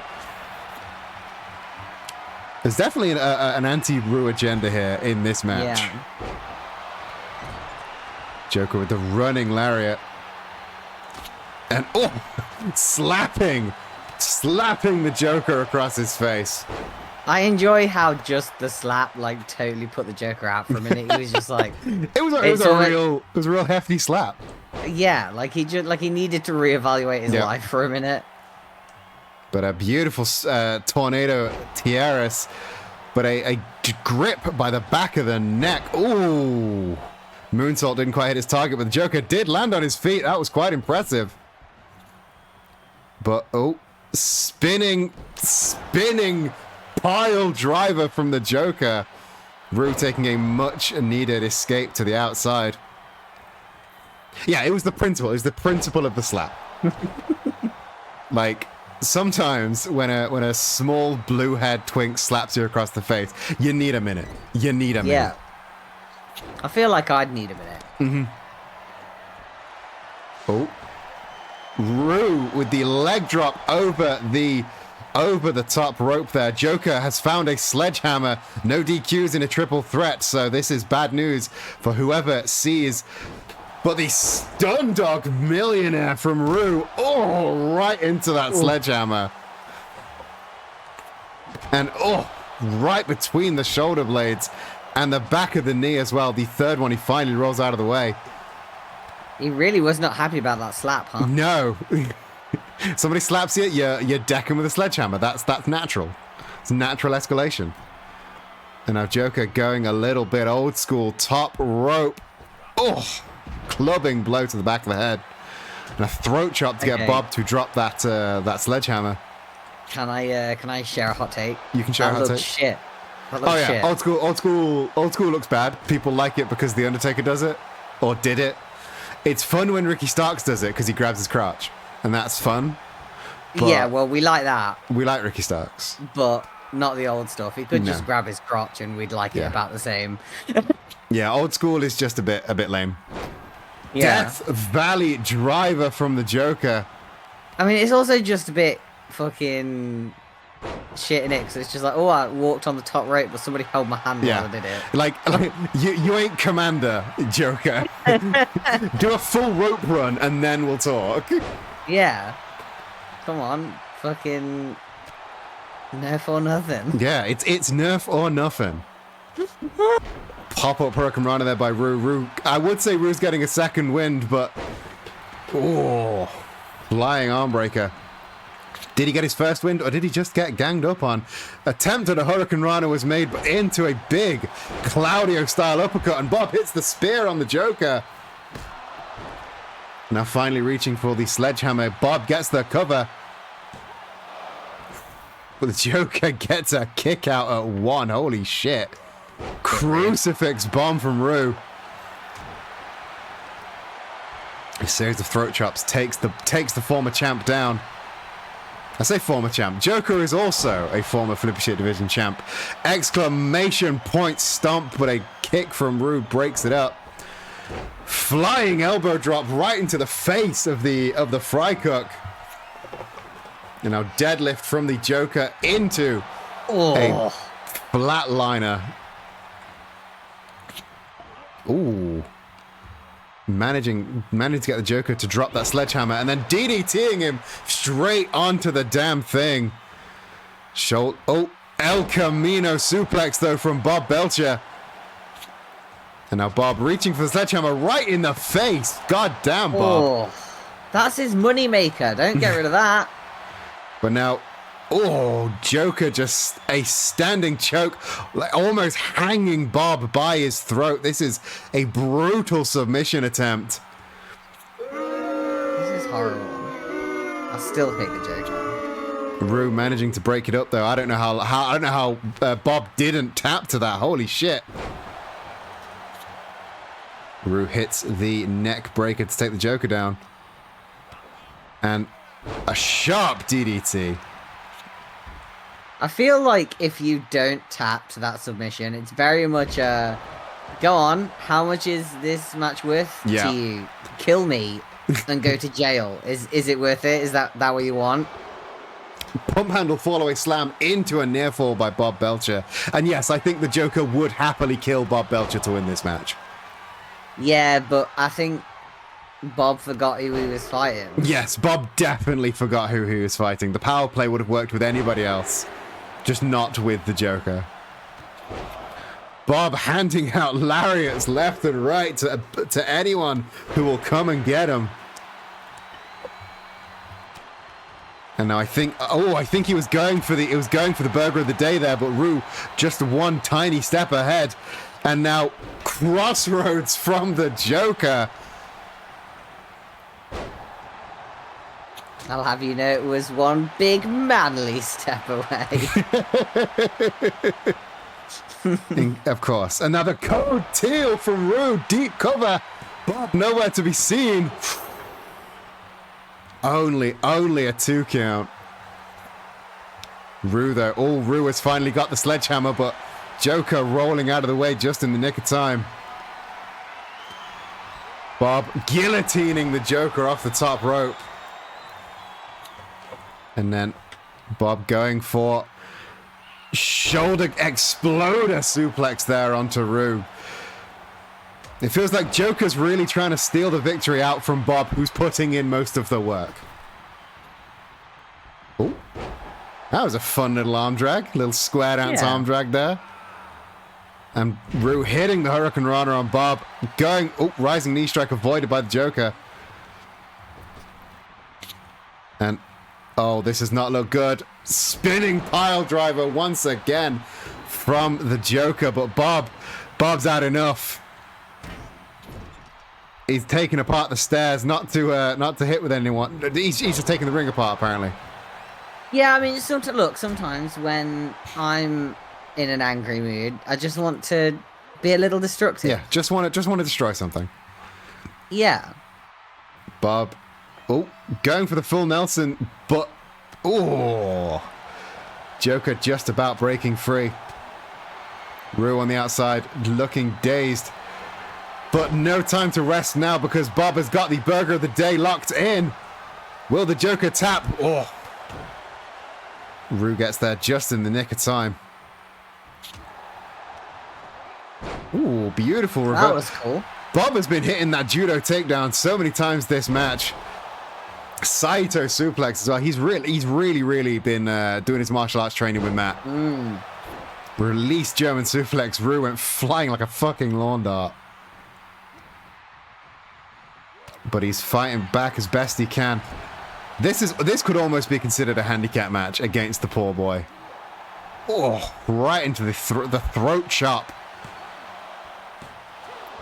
But he still manages to get the kick out. Bob was nowhere to be seen to break that up. But then Bob rushing in to bust out the burger of the day. Is the Joker gonna tap? Yes! Hot damn. The Joker has tapped. Here is your winner, Bob Belcher. That was a brutal match. An absolutely brutal match. And now, one man. He's really set himself apart from the crowd. And now if I'm Ichiban, I'm keeping my eye out. Because I think Bob's got his eye on Twitch, on Big Purple Gold. Rue might have been able to get back in the ring, but somebody had taken the stairs. But was that part of his plan? Was that part of the plan the whole time? Yeah. he knew that the Short King wouldn't be able to get back into the ring. Well, it's a shame that. Oh, fuck's sake! It's a shame that the fight had to end like that after a real valiant effort from Rue. He seems to have changed his aim from the Flippy Shit title to the Twitch title. Maybe you got in his ear about that. I don't know. But yeah, well, you know, everybody's fave pop culture icon should be the Twitch champion. We all know it. That's true.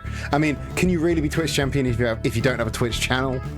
I mean, yeah, true. It's a fair It is point. a bit suspicious. So maybe this isn't the end of the line for Rue and his Twitch title gold chance, but Bob Belcher putting himself in the driver's seat for that at the moment. Now, let's turn our attention back to the women's division for our penultimate match of the night. And if you thought the last match was violent and vicious, imagine this.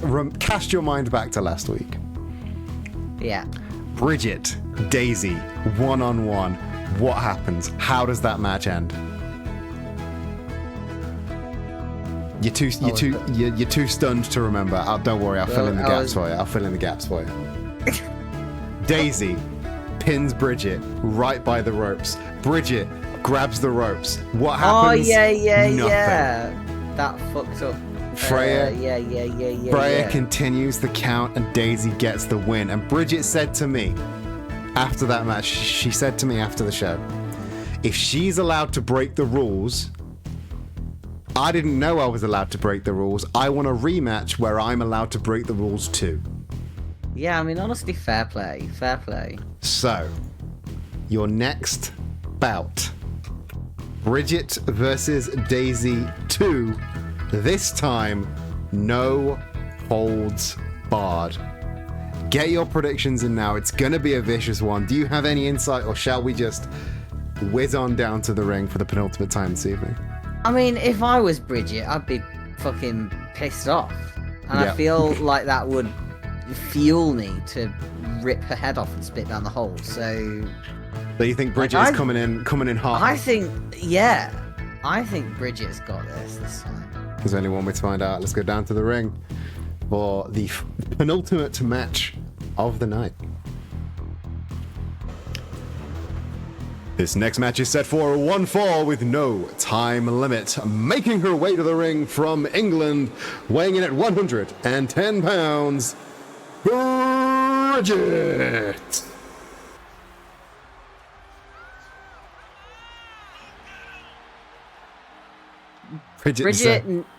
Bridget needs a win so she can buy herself a new coat. That one's looking so mangy.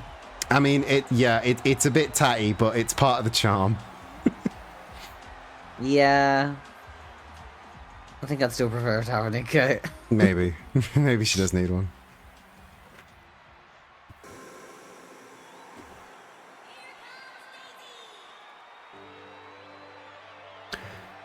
And her opponent from Sarasaland, weighing in at 140 pounds, she is the self-professed women's smiley case holder in no official capacity, Princess Daisy. I've told her it's not hers. I don't know where she found it. I think she might have made her own. Because I put it in the lockup. Honestly, fair play. I mean, either that or she's been getting a thieving skill up. Maybe. But I put it in the lockup. I don't know if that's... I don't know. Oh. Do you want to see if we can get them to pause, tell the ref don't start while we check? No, it's fine. Should we check that? It's fine, don't worry about it. That thing's solid gold, man. We spent so much money on it. We can't have her walking around with it. That's true, it's true. But she hasn't left the building with it, so it's fine. It's all of our budget. The future of Wiz is on the line. Don't tell me that. Now I'm anxious. Bridget, though, with the Hurricane Rana, and then into Tiger Backbreak, Butterfly Backbreaker, and the standing moonsault. Bridget, like you predicted, definitely coming in hot. She's up on the top rope. She wants Daisy on her feet. What she got prepared. Beautiful missile drop kick there, having to crunch himself up real small because Daisy was so damn close. Whiffs the drop kick though. Daisy taking advantage, but Bridget reverses the side suplex into a bulldog. Daisy slowly gets to her feet on the outside. Bridget though one step ahead, suicide dive, but Daisy makes the expert dodge.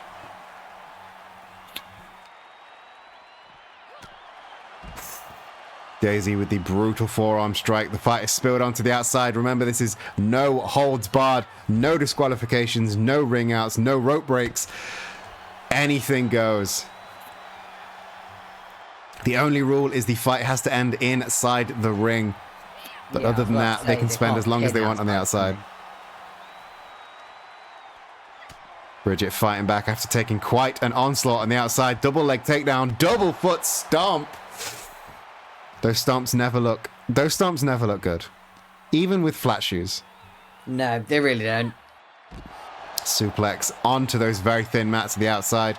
Neither woman is going to be taking that looking good. But Bridget, though, the combination of kicks. Oh, thrown onto the ramp to give Daisy time to look for a weapon. She's found herself a baseball bat. This ain't Mario Sluggers. Put that shit down. Chance of we want tables from the crowd. Let's see if these women give the crowd what they want. Bridget making the slow walk over the baseball bat. Not interested in the weapon, it seems. Oh, that was a brutal kick. Throwing Daisy. Oh, beautiful duck under German suplex. Bridget in control right now, but Daisy hit him with the dragon screw. I mean, it looks like a rudimentary reversal, but that can like pop your kneecap out. It's unnecessarily brutal. Flying lariat gets a cover. Bridget though kicking out at one. Incredible. She's not got a lot of wins, but she is a tenacious fighter. German suplex into the knee strike. Shades of Twitch champion Ishiban there. But the Tope Suicida hits the second time around. And the low drop kick, making sure Daisy stays on the ground. Bridget needs to plan a next move. Up on the shoulders. This is not good. Air raid crash. All of the weight of Daisy being crashed onto her neck. That is. Oh, she's not going for another one. Oh! And on those thin mats as well. God damn. Oh, Bridget going for the hockeys. I didn't know there was hockey sticks under there. Gets a few good strikes in, but Daisy's used to being hit by sports equipment. She's been in all the Mario sports games. Oh! But the shoulder breaker. And there's the ripcord into the forearm strike. Yeah, the hockey stick I think is new. I've never seen anyone find a hockey stick under there before. Back and forth from Daisy. Oh, gets the ankle pick. There's the single leg. Oh.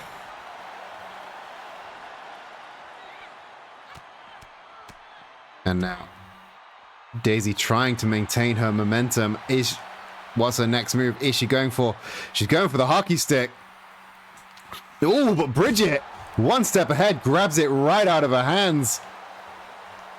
Now, Daisy's quite experienced with all the sports equipment, so you wouldn't think she'd be vulnerable to that, but she is very much feeling the bad end of this hockey stick right about now. And Bridget, way more of a hand-to-hand fighter, so kind of out of her element, but you got to do it in these kind of environments. Bridget up on top. Big, huge elbow drop. And now just taking a moment, relax, get your breath back. It's strategy, good strategy. Yeah, this ain't no yo-yo. This is slightly bigger, slightly heavier than the big yo-yo.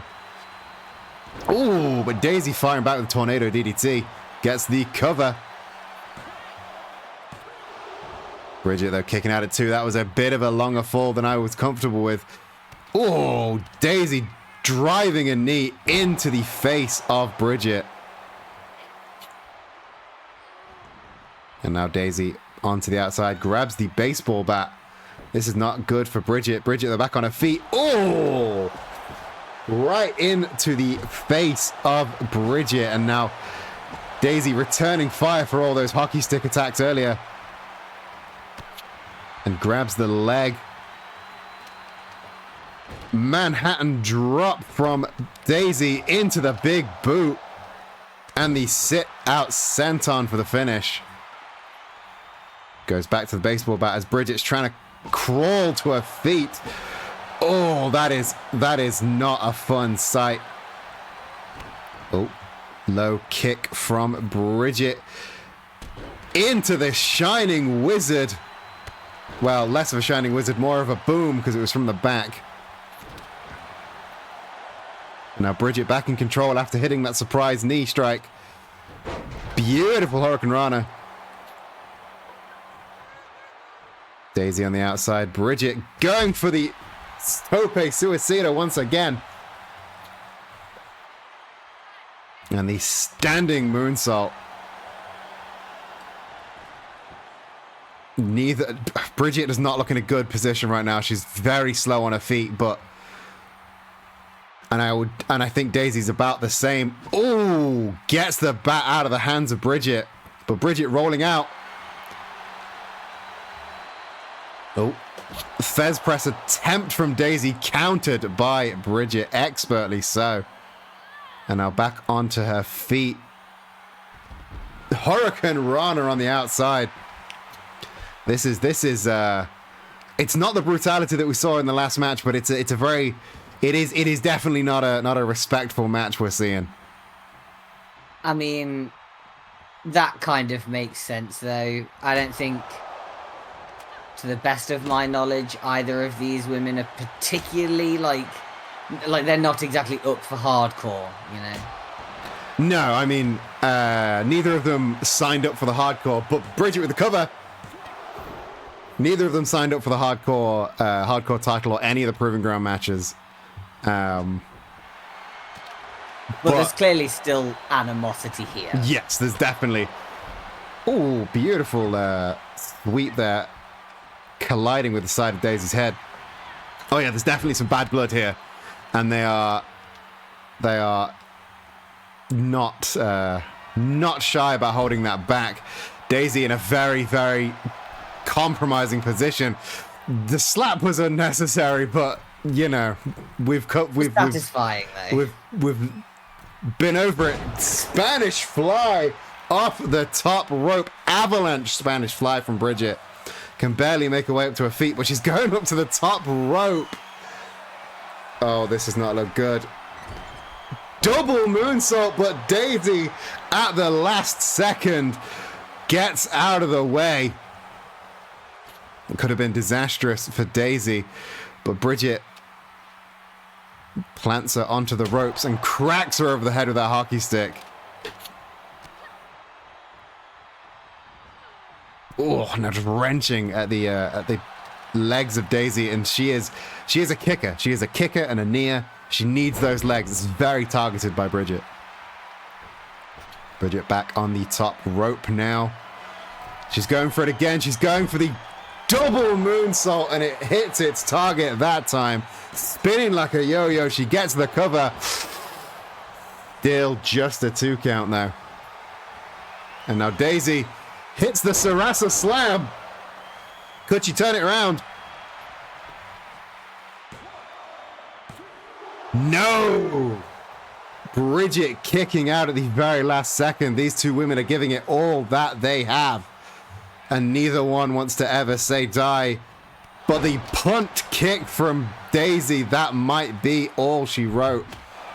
But no, returning fire to the hockey stick. And now cracking the hockey stick over the gut of Bridget. Hits the throat chop. Goes Sarasa slam once again. That's got to be it for Bridget.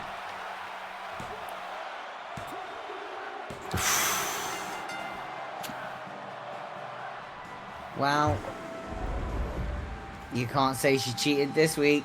Here is your winner, Princess Daisy. Yeah, I mean, they were on even footing this time, and still Daisy came out on top. So whatever beef Bridget had, I mean, she's got to respect the result of that. Yeah. It's a shame. I really had high hopes for Bridget, and to say she's let me down feels harsh, but she's kind of let me down. She did kind of whiff it. She did kind of whiff it. She put on a hell of a display there. Yeah. She tried her very best, but I think She tried so hard. and got so far. But in the end, it doesn't even matter. I mean, it does matter. Wrestling is Silly is the most important wrestling show that's ever existed. So she's really whiffed it. But, she has really whiffed it. But yeah, sometimes you just whiff it. Sometimes you just whiff it, you know. I got my channel points, but I don't feel good about it. Yeah, Bridget has really sort of failed to get off the starting blocks, which is really, really unfortunate. I think she's just a little bit premature. She needs a little bit more time in developmental. She needs to hone her abilities a little bit more. Maybe come back. Maybe make another break for After Love Wins, perhaps. But yeah, she's something about her is not ready right now. But that brings us. Well, I say that brings us. Before we get to our main event, I'm going to do all my plugs that I usually forget to do. If you are enjoying this show, please do support us in any of the ways you can. The easiest way is to follow or tell your friends about the show. That's the easiest way for you to support. If you would like to support and you have a little bit of extra cash, you can subscribe, you can gift subs, you can cheer, all of those things. But if you want to give me money without Jeff Bezos getting his grippy mitts in there and taking half of it, which is so much money. He already has enough money. You can go to our Ko-fi page, ko-fi.com/wrestling-is-silly, !Ko-fi in the chat if you would like to get that quicker. There you can support us on a one-time or on a membership basis. We have a bunch of membership perks ranging from getting your name in the credits to getting shout-outs to being on the show, either doing a run-in or walking out with your favorite wrestler on the show. Big, huge shout out to Ayakara, our current It's Getting Silly tier, £20 a month donor. And if you would... you can also find some merch there, both Wrestling is Silly themed and generic fun wrestling shirts. You can buy a Springfield Sports Center hoodie. You can buy an Unthinkable Horse shirt. You can buy a Fight Boyfriend shirt. That might be a thing you need soon. You can also buy a Blackpool Catboy Club shirt or a Hardest Part of the Ring shirt. And if you join our membership tier at any tier, you will help us get on our way to unlocking Wrestling is Silly Punchline, a brand new Wrestling is Silly show that if we hit £100 a month on the Ko-fi membership recurring donors, we will have a new hour-long Saturday show every Saturday. That's where Saturday shows usually go. On our YouTube channel, youtube.com/@wrestlingissilly, which is also where you can find all the old episodes if you've missed a week. I think that's all my shilling. bit.ly/Yakuza pins. We have 1 week left on the Yakuza pins Kickstarter. We've still not hit our target yet, so if you would like to buy a Tojo Clan pin, except it's really gay, you can do that at bit.ly/Yakuza pins. Speaking of gay Yakuza, we are returning. We are returning to the Blind Tag Team Tournament. Our main event this week, Kiryu Kazuma and Majima Goro versus Wallace and Luigi. The Fight Boy friends are back, Zach. How do you feel? I mean, they are and they aren't. I'm gonna be. I'm worried. I'm worried going into this fight. We've struggled to. Well, I say we. I have struggled to get them even remotely in the same room, and that would make it very difficult to, fight in a tag tournament. Strategy is important. Yeah. I mean, on top of that, like, part of me is genuinely worried one of them might not show up. So, going in, very worried. Our main event might be a handicap match. Yeah, I don't know. Very concerning. All right, everyone cross your fingers that all 4 men have shown up to the match. And let's go down to the ring for our main event.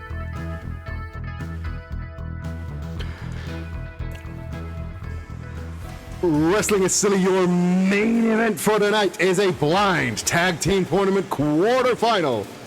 Making their way to the ring first, from Kamurocho, Tokyo, Japan, they are the Wrestling is Silly World Champion Kazuma Kiryu and the Wrestling is Silly Men's Smiley Case Holder Majima Goro. Fight, boyfriends! I'm going to be honest, I'm pleasantly surprised they A, came down to the old name, and B, fist bumped. Oh my god, what was that? They hugged! They even hugged for a minute, for a hot second. I mean, they didn't ask to be called Fight Boyfriends, that was all me. I'm excited for them.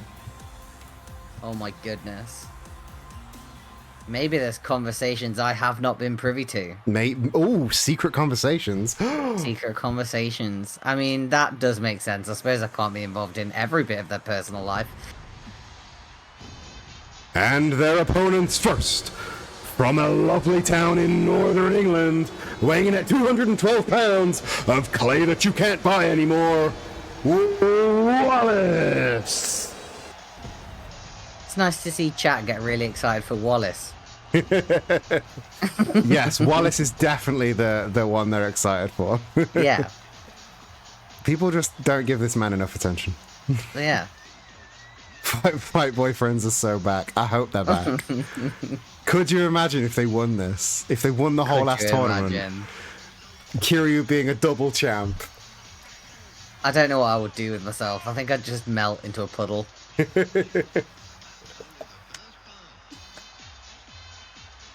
Wallace, though, really giving it some. It's been a while since he'd come down to the ring. Yeah, Wallace is a killing machine not to be overlooked. Yeah. That is very true.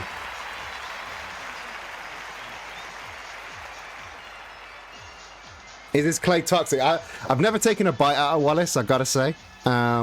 Maybe. Sometimes his attitude is, but I don't know if his body is.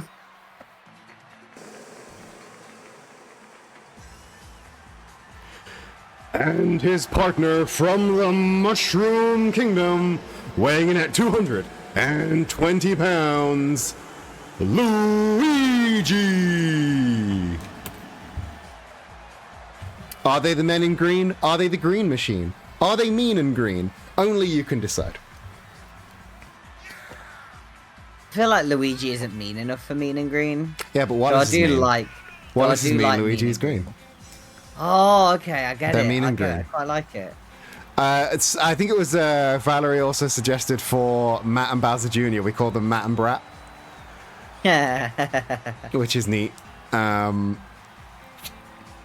Wallace and Luigi both former champs, both storied wrestlers, but aren't they just wondering why you couldn't buy the clay anymore? Oh, this is like a legit story. The company that supplies clay to Aardman Films is shut down. You cannot buy Wallace clay anymore.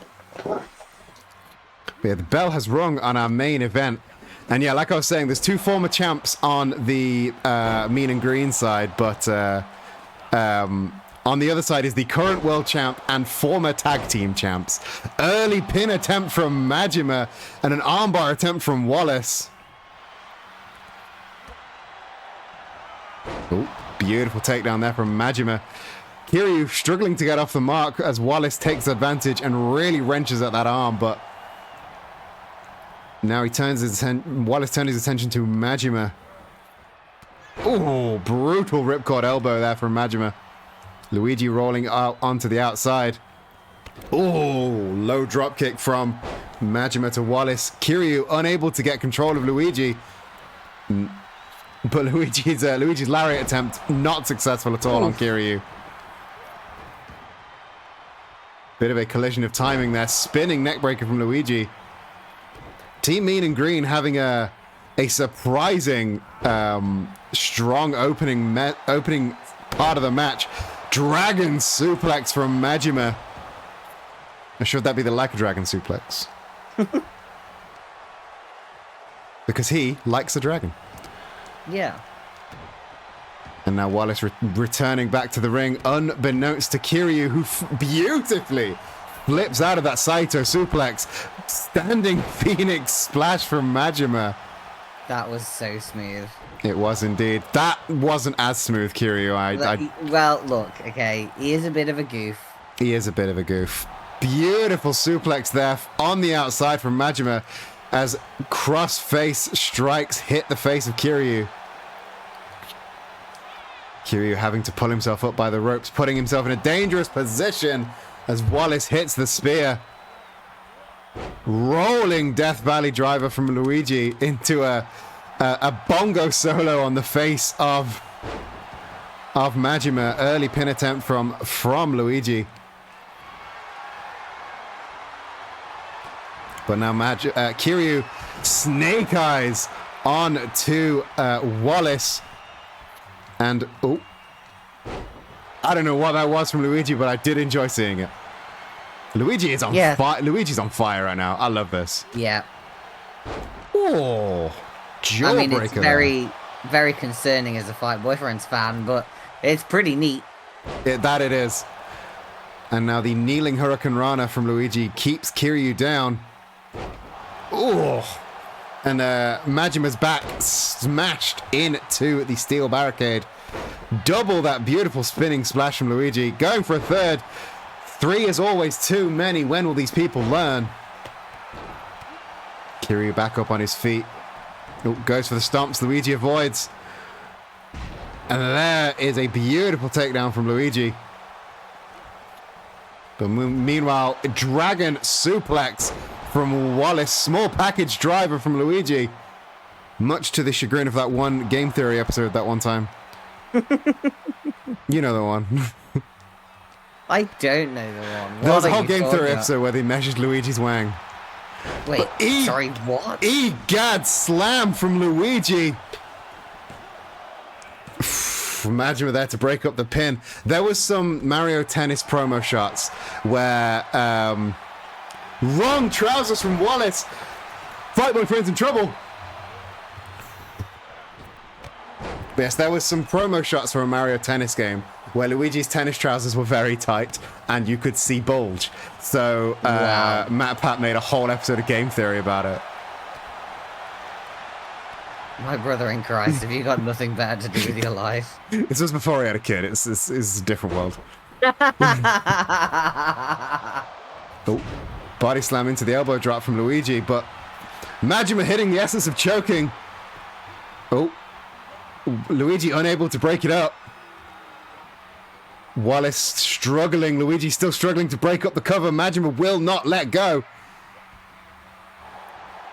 Wallace just about able to break free. I mean, you can tell this isn't the Fight Boy friends of old, but Majima there had Kiryu's back. They're working together again. Majima puts so fucking back. Majima put him in the position. Kiryu wrenches at the arm.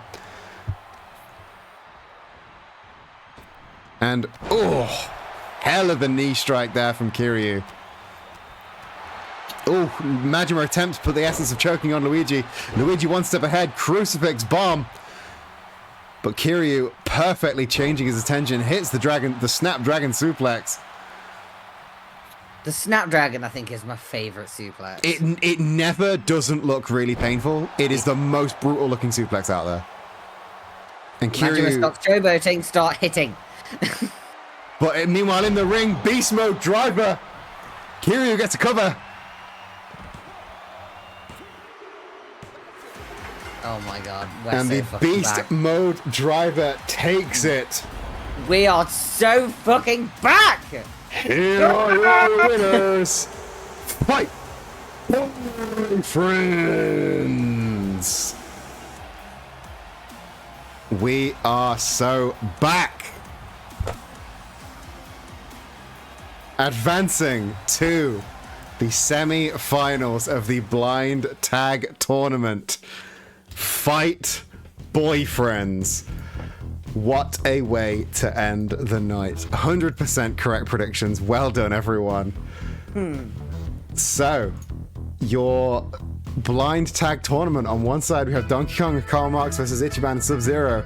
On the other side, Darth Maul and Mr. M versus Fight Boyfriends. What a week of entertainment we have coming up. What a run-up to Love Wins we have coming up. If you have enjoyed this show, please, like I said before the main event, tell all of your friends, because like hell does the algorithm hate this show. It's so hard to promote this show. The algorithm hates it. So, yeah, tell your friends. Go to the YouTube channel and like all the YouTube videos. That'll help me in the algorithm as well. Yeah, we also have a TikTok. TikTok.com/wrestling is silly on Twitch. I've been posting some clips up there. They're fun. Go follow us. It's cool. Yeah, we're so back. Any last words before we're so back? Do you ever see something that's so good and cool that you want to put your whole microphone in your mouth? Please, your microphone is a snowball. Please don't put the whole snowball in your mouth. Yeah, well, look, I'm going to be honest. I am tempted. Well, I feel like you shouldn't be able to judge me if I get it stuck in there. Because the Fight Boyfriends are so back. What is a more appropriate response than that? Than getting taken to hospital because you've got a whole snowball microphone in your mouth. That would be one hell of a way to get sent to hospital. Would you imagine the slot though? It would be horrible. But yeah, Fight Boyfriends are back. You know what a great way to celebrate this would be? Buying a Fight Boyfriends t-shirt from the Kofi store. Yeah. Agreed, you'll need it now. I can't be the only person in the world that has one. You do have the only Fight Boyfriends t-shirt in existence at the minute. I know. If you wanna join, tragic. If you wanna join the Fight Boyfriends fan club, you can buy a t-shirt at kofi.com/wrestling-shop. We're gonna raid into our good friend Bex, who's playing Baldur's Gate again. If you don't know Bex, you will. She's a dinosaur that's playing Baldur's Gate. It's great. Nice. Yeah. There's your raid message. All you need to do is drop it and run away if you have to. That's what I do. Join the server. Buy our gay little pins. Back the Kickstarter. Yeah. bit.ly/Yakuza pins. Fight Boyfriends are back. You're going to need them. Fight Boyfriends are back. You're going to need a gay Yakuza pin. I'm just saying, now is the best time to invest in gay Yakuza pins. Because maybe that's why the Kickstarter hasn't done so well up until this point. They were like, oh, well, there's no Fight Boyfriends weren't back. That's true. Yeah. They were waiting, and now they're like, the Fight Boyfriends are back. Gotta get it. Fight Boyfriends are fight back. Yeah. And we will be fight back same time next week. Yeah. But until then, book an book follower of the book. I hope you have a fantastic rest of your day. I'll catch you in the next one. Love you. Bye. Bye.